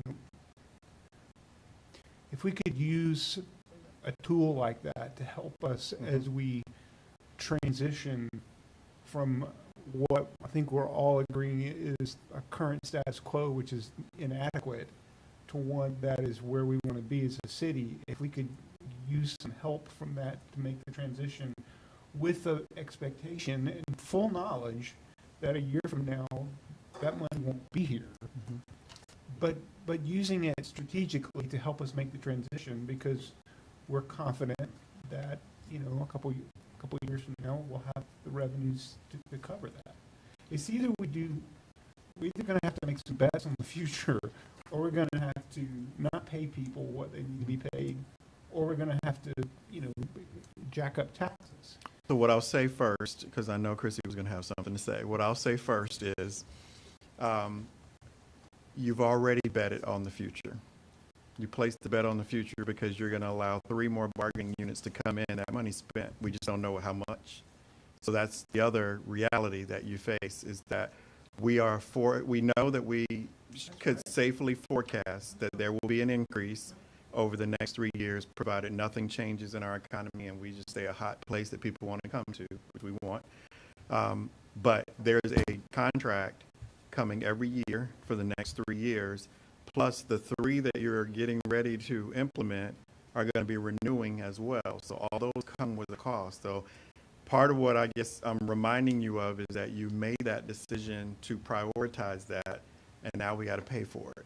So it's balancing that with, and what else comes down the stream, because this ship pretty much is sailed when you pass the ordinance and decided that. That's the tough part of where we are. That is where that D word that y'all don't like that I use, the discipline word, comes in. It gets to be a little more challenging to make other decisions because we made this decision. And it's now trying to figure out how we implement it, and as comfortably and as responsibly and as effectively as we can. And I'll just say I'm open to seriously exploring that idea, and my mind is not shut off completely. I think it's worth thinking about and talking about. But I would just say, from my experience, the first year I was on council, previous councils had funded permanent recurring costs with one-time money. And it was a pretty big mess that we had to clean up that budget cycle. And it was way less money than this.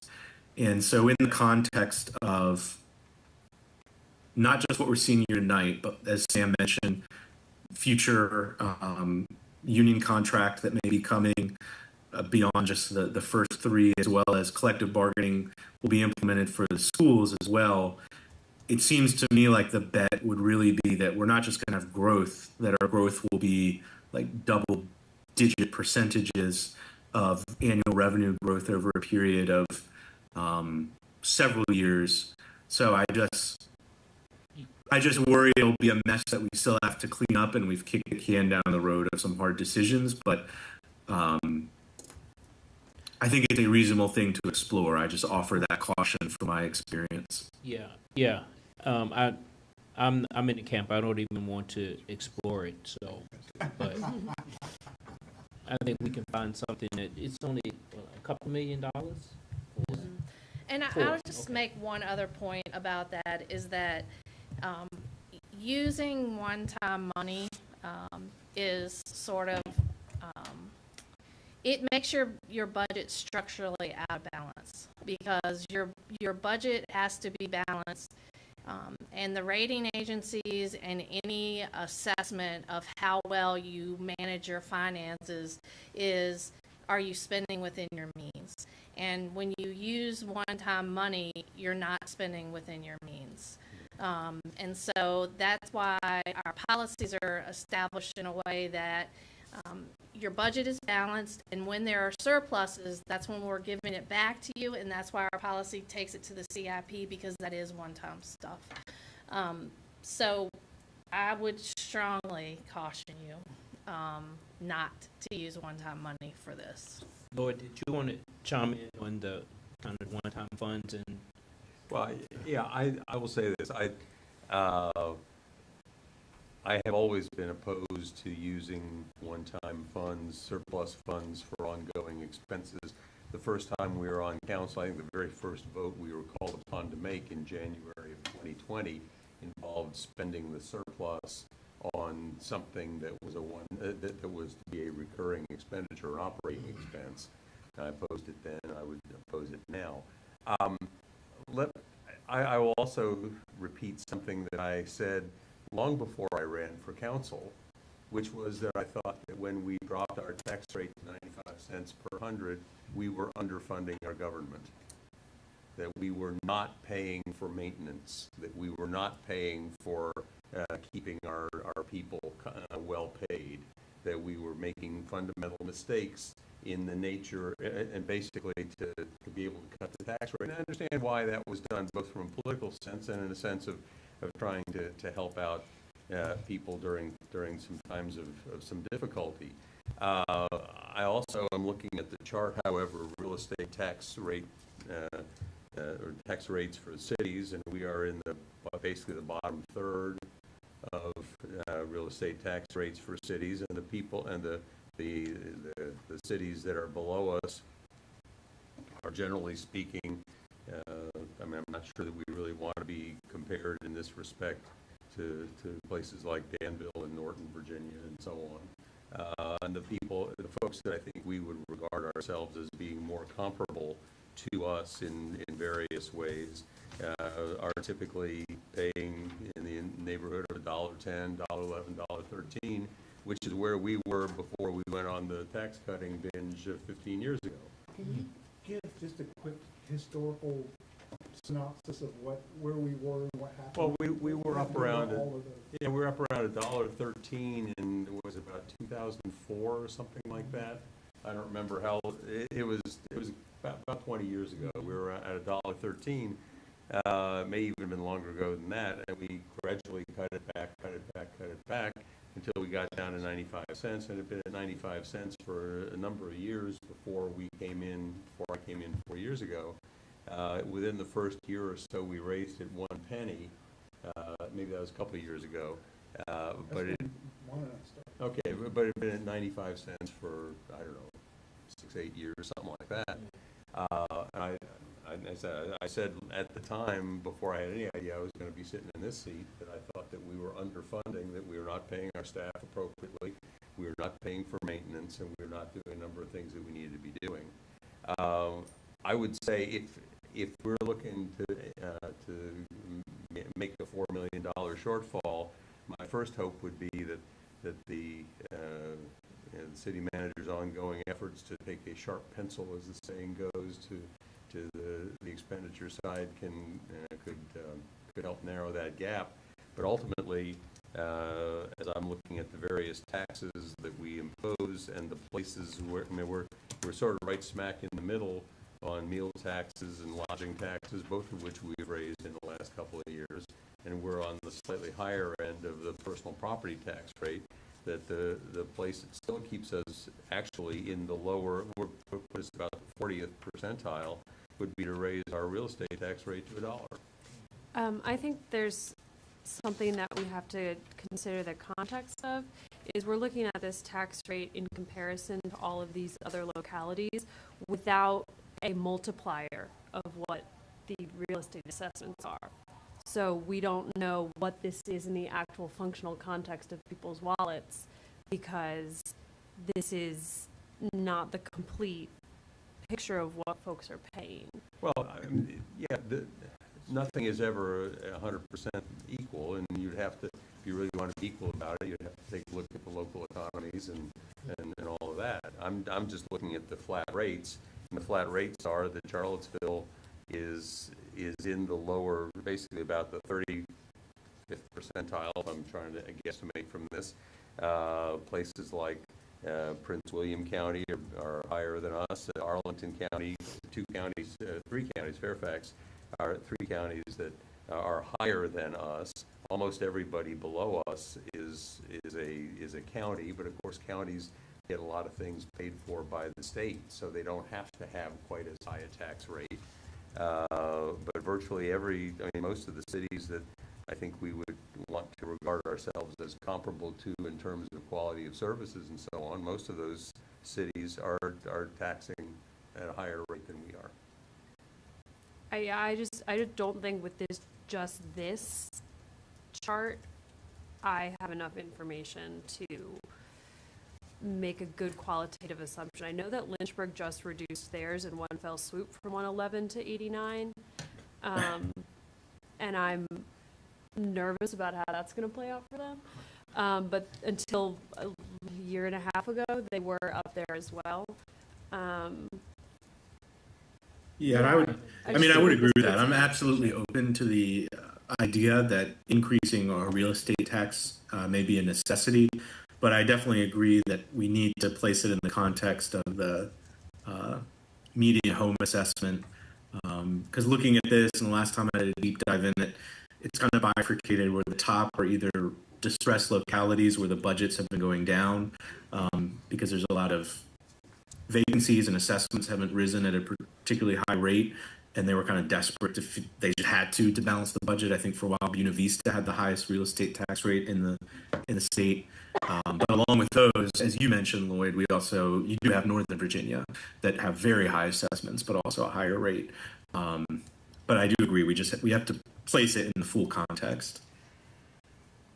Well, Buena Vista doesn't have its own real estate tax rate, but I don't know. No, it does. I thought it did. It's a township. There's a meals tax rate on it.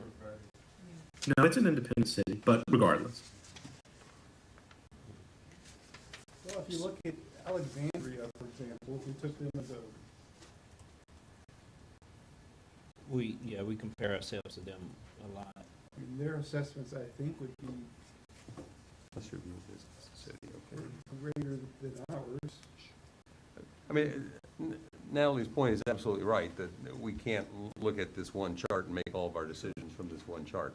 I'm just saying, if you all want some guidance from me tonight, my guidance tonight would be to look at the possibility of a 4% raise in the real estate tax rate.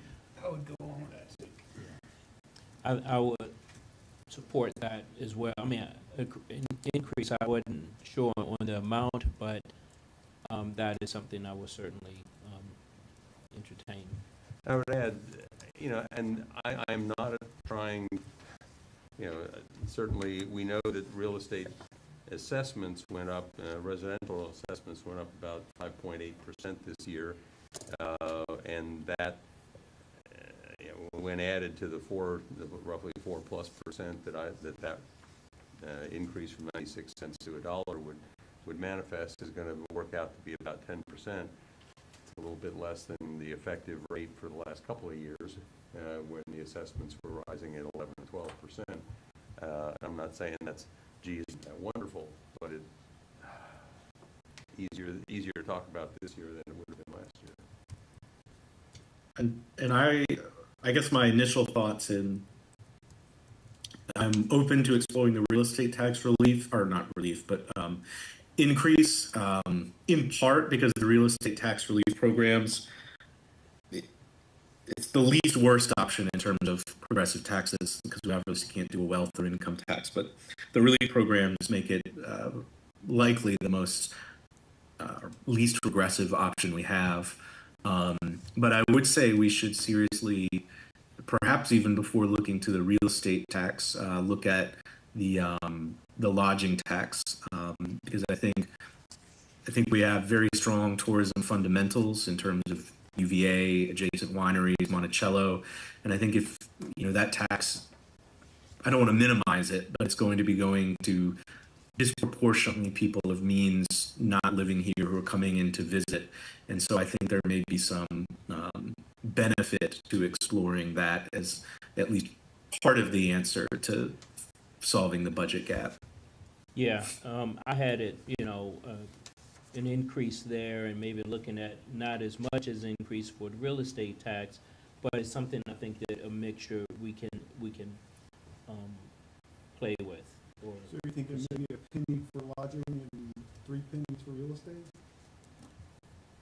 That would work out about the same place. yeah. Let me ask, going back to the surplus we had from this last year, that surplus we've already spent, right? We accounted for all that? We've already put it in the CIP. Put it in the CIP. 15 went to CIP.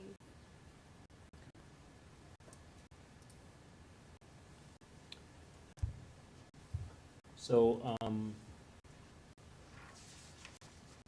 Chrissy and Sam, it looks like there's, some support to, as we move along to, and I know that you feel like you want some more information. Yeah, I'd like to see some like full math. Can you Yeah, expand give on us what that Yeah. is? I very much appreciate Lloyd's back of the napkin mental math going on over there. I'm not as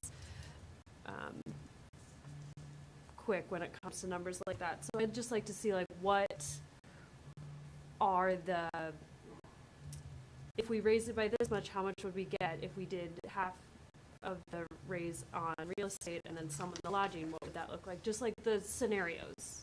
Okay. A couple versions of that with actual. Based on our practice of what goes where, what share of it goes in different places, is that we want to see that? Like too? if we did raise the real estate by 3 and the lodging by 1, what would the math shake out to be, and how much tax relief would we anticipate having to give? And if we did all of it, if we did 4 for real estate and left lodging alone, same thing. Like, what are a couple scenarios that you would like to see that we could choose from, should we decide we want to go this route versus Okay. So let's expenditure. confirm that you're only interested in adjustments to real estate and lodging? Is that then what we're hearing? And then we put the scenarios for that? A question for other counselors. I'm just curious your thoughts on the meals tax, noting Richmond's at 7.5. If we go there, we are pretty much near the top in the state. But there are relatively comparable localities at that level. What people think of that? Obviously, it's the largest revenue increase. It's also probably the most regressive tax. But just curious what other things is that as a possible option. Yeah, so I thought we increased that a year or two ago. I don't love didn't we? touching that. Yeah, so I wasn't interested in. I think it was before your time, if I remember correctly, but it was like a year before. Right. I remember I was on the school board when they did that, and the property tax is just pretty small. Well, yeah, what about personal property? How do we feel about that? It's just, yes, it's really I think small. There's places to. Oh, yeah, that's not much. Yeah, sorry. I wasn't. So for me, I was looking at some type of mixture between real estate and the lodging. Is there, we need to hear more to what are we doing? Real estate and, He said real estate. And lodging. and the rest of you feel about that? I think that, I think that a 2 to 3 penny change on the real estate taxes is, I would be amenable to exploring that, and I would be amenable to half a penny to a penny on the lodging. I would ask Sam, we're asking the citizens to pony up more for the government that we want. I know that you've not had the time to, and you've done some efforts at trying to figure out what right-sizing the organization is. I'm just wondering in the next week, in all your spare time, if there's a way you could try to wring out even a little more. In other words, if we're keeping our organization level, maybe there's some parts where we need to cash in some of these vacancies. Because basically what we're saying, if we're going past performance, we're gonna be sitting here 8 months from now and be looking at $5 or $6 million in vacancy savings. So Yeah. I know that you've not had the time to like really think through it, but to me, if we could somehow wring out $1 million on that side of things, coupled with these revenue increases, and I get the point about the art money and one time. I get all that. It makes total sense. I certainly get the fact that it's difficult to manage, but again, I don't see it as a one-time. I don't see it as replacing one-time funds replacing the ongoing revenue. I see us in this transition period. We're trying to get from the current state to the next state. We're doing it like we're making a leap as opposed to doing it over a couple of years. And I still wonder if some of these funds could offset something else. You said we put $15 million of the reserve or the surplus into the CIP, which always makes me happy, but maybe we didn't have to do that. Maybe we could have put use some art money for that. I don't know. And- I'm thinking that was very helpful. It is helpful. And I'm not gung ho about raising any of these taxes, because especially the real estate tax, it's not just on the 6%. It's, it's gone up significantly over the last 3 years, and it's on top of that as well. So we can't lose sight of that. So I am still interested in diving deeper into the expenditure side of things as well. So also, I hear you, and I will not give careful attention to some of the things that I've been considering. The fact that you are at this table talking about tax increase, I feel obligated to do that. And remind you that you are right now just choosing to advertise. Right. I still have time to try to figure out how to help you, maybe not necessarily do all of what you're even considering tonight. So, But I will, because it's me, I will complicate this conversation by saying next Thursday, you'll be sitting with your school board, and are we to anticipate any change in posture at that time? Now will be the time for you to be considering that as well. Because once we close that door and we commit to that, the only way to do more would be to cause more change. So I would ask you to think about that as well. Are you going to stick with the 6, or are you interested in possibly going somewhere else? I mean, but you have another meeting coming where you're going to be in the same moment. At this point, I don't know anything firsthand from the schools. The only thing I know is from the emails from people who have been at meetings I wasn't at, who have received information I have not received. I can't possibly answer that question tonight. Okay. We won't yeah, the only thing we won't advertise before Thursday. We're not gonna advertise until March, Anyway, right? all right. And to clarify, that is an advertisement that gives us the option to do something. It Correct. is not an advertisement that we will do something. And it's a notification to the public that you're considering doing it. We So can't go what you're higher. deciding tonight is for the proposed budget that we are gonna deliver to you, are we gonna balance it based on new revenue? And then if the answer is yes, based on whatever scenarios we give you, then we're gonna come to you with a budget a balanced budget that assumes these increases. You could then get that, and that from proposed to adopted, so for the month of March, you would then have to decide if you don't wanna raise taxes, you get the job of figuring out how to cut out the $3 to $4 to $5 million, or whatever it turns out to be out of these scenarios. Well, I would hope, given that it's not really our job to do that, that we would end up saying to you all, basically, let's have you all tell us where the sharp pencils take you. What are the things we could reasonably cut? I would say I am willing to raise taxes by 4 cents if we have to.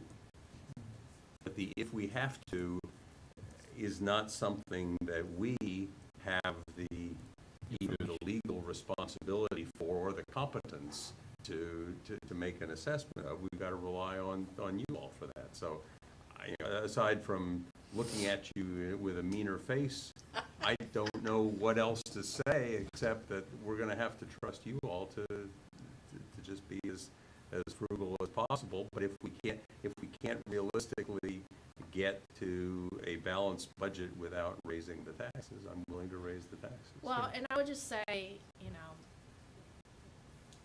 don't get caught in a one and done situation. We're trying to balance this budget, but keep in mind, you probably have, a $4 to $6 million bill that you already know exists for next year's budget. Well, and by raising the taxes by 4 cents, and presumably that continues, that gives us another $4.5 million for next year as well. So That's the sort of step change we're going to have to make on our revenue side if we want to have this kind of organization. Well, one of the things that hopefully we'll see with the upzoning that was voted on last year is an increased tax base. So each individual person won't have as much of a burden. Over time. Right. So that's another reason why we want to hurry that up. And I think I'll just, again, because I'm just the person who always wants to point out the complications. We have the formula with schools, that real estate tax increase. I would imagine there will be a question posed to you, do they get 40% of that number? So prepare yourselves for that conversation. And 40% of that number still is less than what we are talking about giving them anyway. So I have no fear of that discussion. And any good negotiating tactic of that is asking for more first. Not my place. I'm just I mean, framing the conversation for you. That's what my job is. Yeah. I mean, I want them to get what they need for sure. Absolutely. And yeah, I mean, we're talking about a $4 million gap. I think, if you're talking about like a $10 million plus gap that you're trying to cover with revenues, that just doesn't seem feasible or realistic at all to me. But one question is, what, if anything at all, would it look like for us to have a coherent strategy towards making these decisions in the context of what the General Assembly may do? Because it's very possible they pass that enabling legislation for the sales tax increase for school construction, adjust the formula for schools to some extent, as well as some other potential revenue changes, which is going to change our budget context somewhat. So how do we ensure we aren't shut out if the General Assembly makes positive changes that help us handle the situation? I think that if it goes through, that will make, there still will be some work that has to be done, because it's my understanding that the 1% is only for facilities. And it's only good for 10 years, yeah. So, but it could potentially make these discussions next year, once it's approved by the public, a little bit easier, but. Not on the operating side, though, because those would be resources that we would be talking about for our CIP. But that free up some money, yeah. But the $10 million a year and how that impacts our debt service payments, I mean, I think would be meaningful. But that would be your opportunity. That would be where there is some relief that then could be redirected, but that wouldn't be a lot. Yeah. But agreed, probably the most immediate one would be if the General Assembly adjusts the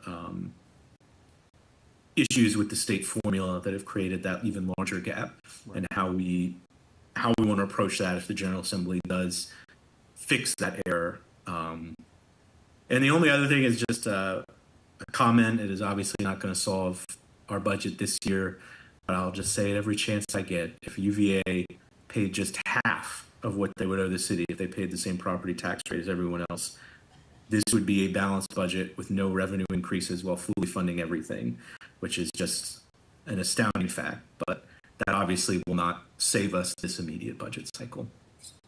If they paid a third. Yeah. I'm going to ask for one more piece of math, if you don't mind. What we've asked so far is what we would get as a net increase if we did these various things and a menu for that.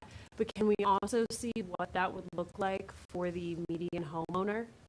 What that specific math would be per person at an individual homeowner level, so we would know how the impact would affect people personally before we make a decision. So for, what do you mean? Point. Yeah.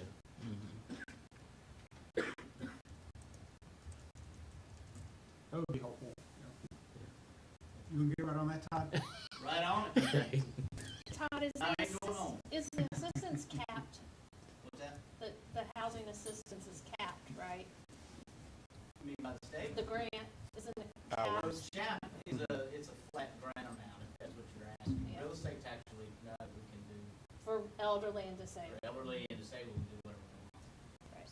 And I do want to give a shout out to you and the comms team for putting that video out there. So it wasn't Sorry, just, I'm not better looking. no. No, it was nice. It wasn't just like a small line on the website somewhere, but that it was getting blasted out. So thank you for that. Nice. The camera did the best it could.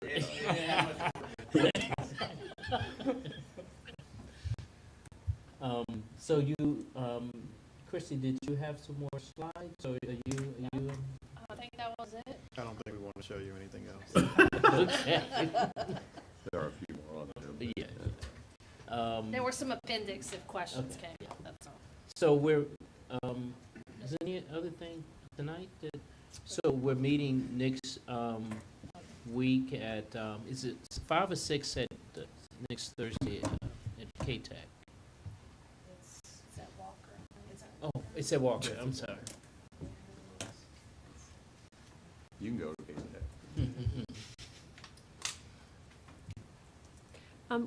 Could we just, for reiteration purposes, for anyone who might be watching this or reporting on it, could we ask for a repeat, a summary of the video that you say, just so people like, where can they find information about the tax relief? Where can just, yeah. Do you mind coming to the mic? Thanks. Thank you. I don't know if there's cameras on. I'm Todd Divers. I'm the Commissioner of the Revenue. We just opened real estate tax relief for elderly and disabled today. The details on the program on the city website. You can go to charlottesville.gov/core. There's a video that explains everything. The actual online form has been giving us a bit of a problem today. We're hoping to have that up tomorrow or over the weekend. But yeah. Give us a call. We're 970-3160 if you have questions. And the relief programs for elderly, disabled, Elderly. veterans. Well, veterans, yeah, I mean, veterans are always, disabled veterans are always eligible, I mean, for tax exemption. The program that we're speaking of now is for anyone who's 65 years or older, years of age or older, or permanently disabled. And if they were a part of the program last year, they need to reapply. Yeah, If I can give you the whole spiel if you want. Yeah, sure. So we went to a triennial application process where folks only need to apply once every 3 years. And so the folks who need to apply, if you were in the program last year and your last name begins with A through G, you'll need to apply this year. If you were in the program last year and your last name begins with H through Z, you just need to let us know that you want to do it again, and we'll get you back in it. If you're a new applicant or you didn't apply last year, you need to apply. So everybody needs to get in touch in some way. It's just whether or not you'd like to re-up or reapply. Or reapply, that's right. All right. Thanks. Thank We you. should have you do these videos. So, and I've heard that your staff is very, very helpful when people call in, so. Oh, thank you. well, I will let them know you said that. Yeah. Thank Despite their boss. you. Despite their boss, that's right. Thank you all. Thank you. Meeting is at 5 o'clock at Walker. 5, Work, yeah. Next week's work session. yes. We'll meet our friends from the school board. So, no other action, I call this meeting adjourned. Were we I'm supposed to sorry. have public comment? Did we advertise? Oh. I don't think there's it's one on there, here. actually. I did- Put it on the agenda. Okay. Yeah. I didn't see it. I know we talked about it, so, Don't see much public here. yeah, okay. Okay, meeting's adjourned. Cool. Thank you. Thank you. Thank you.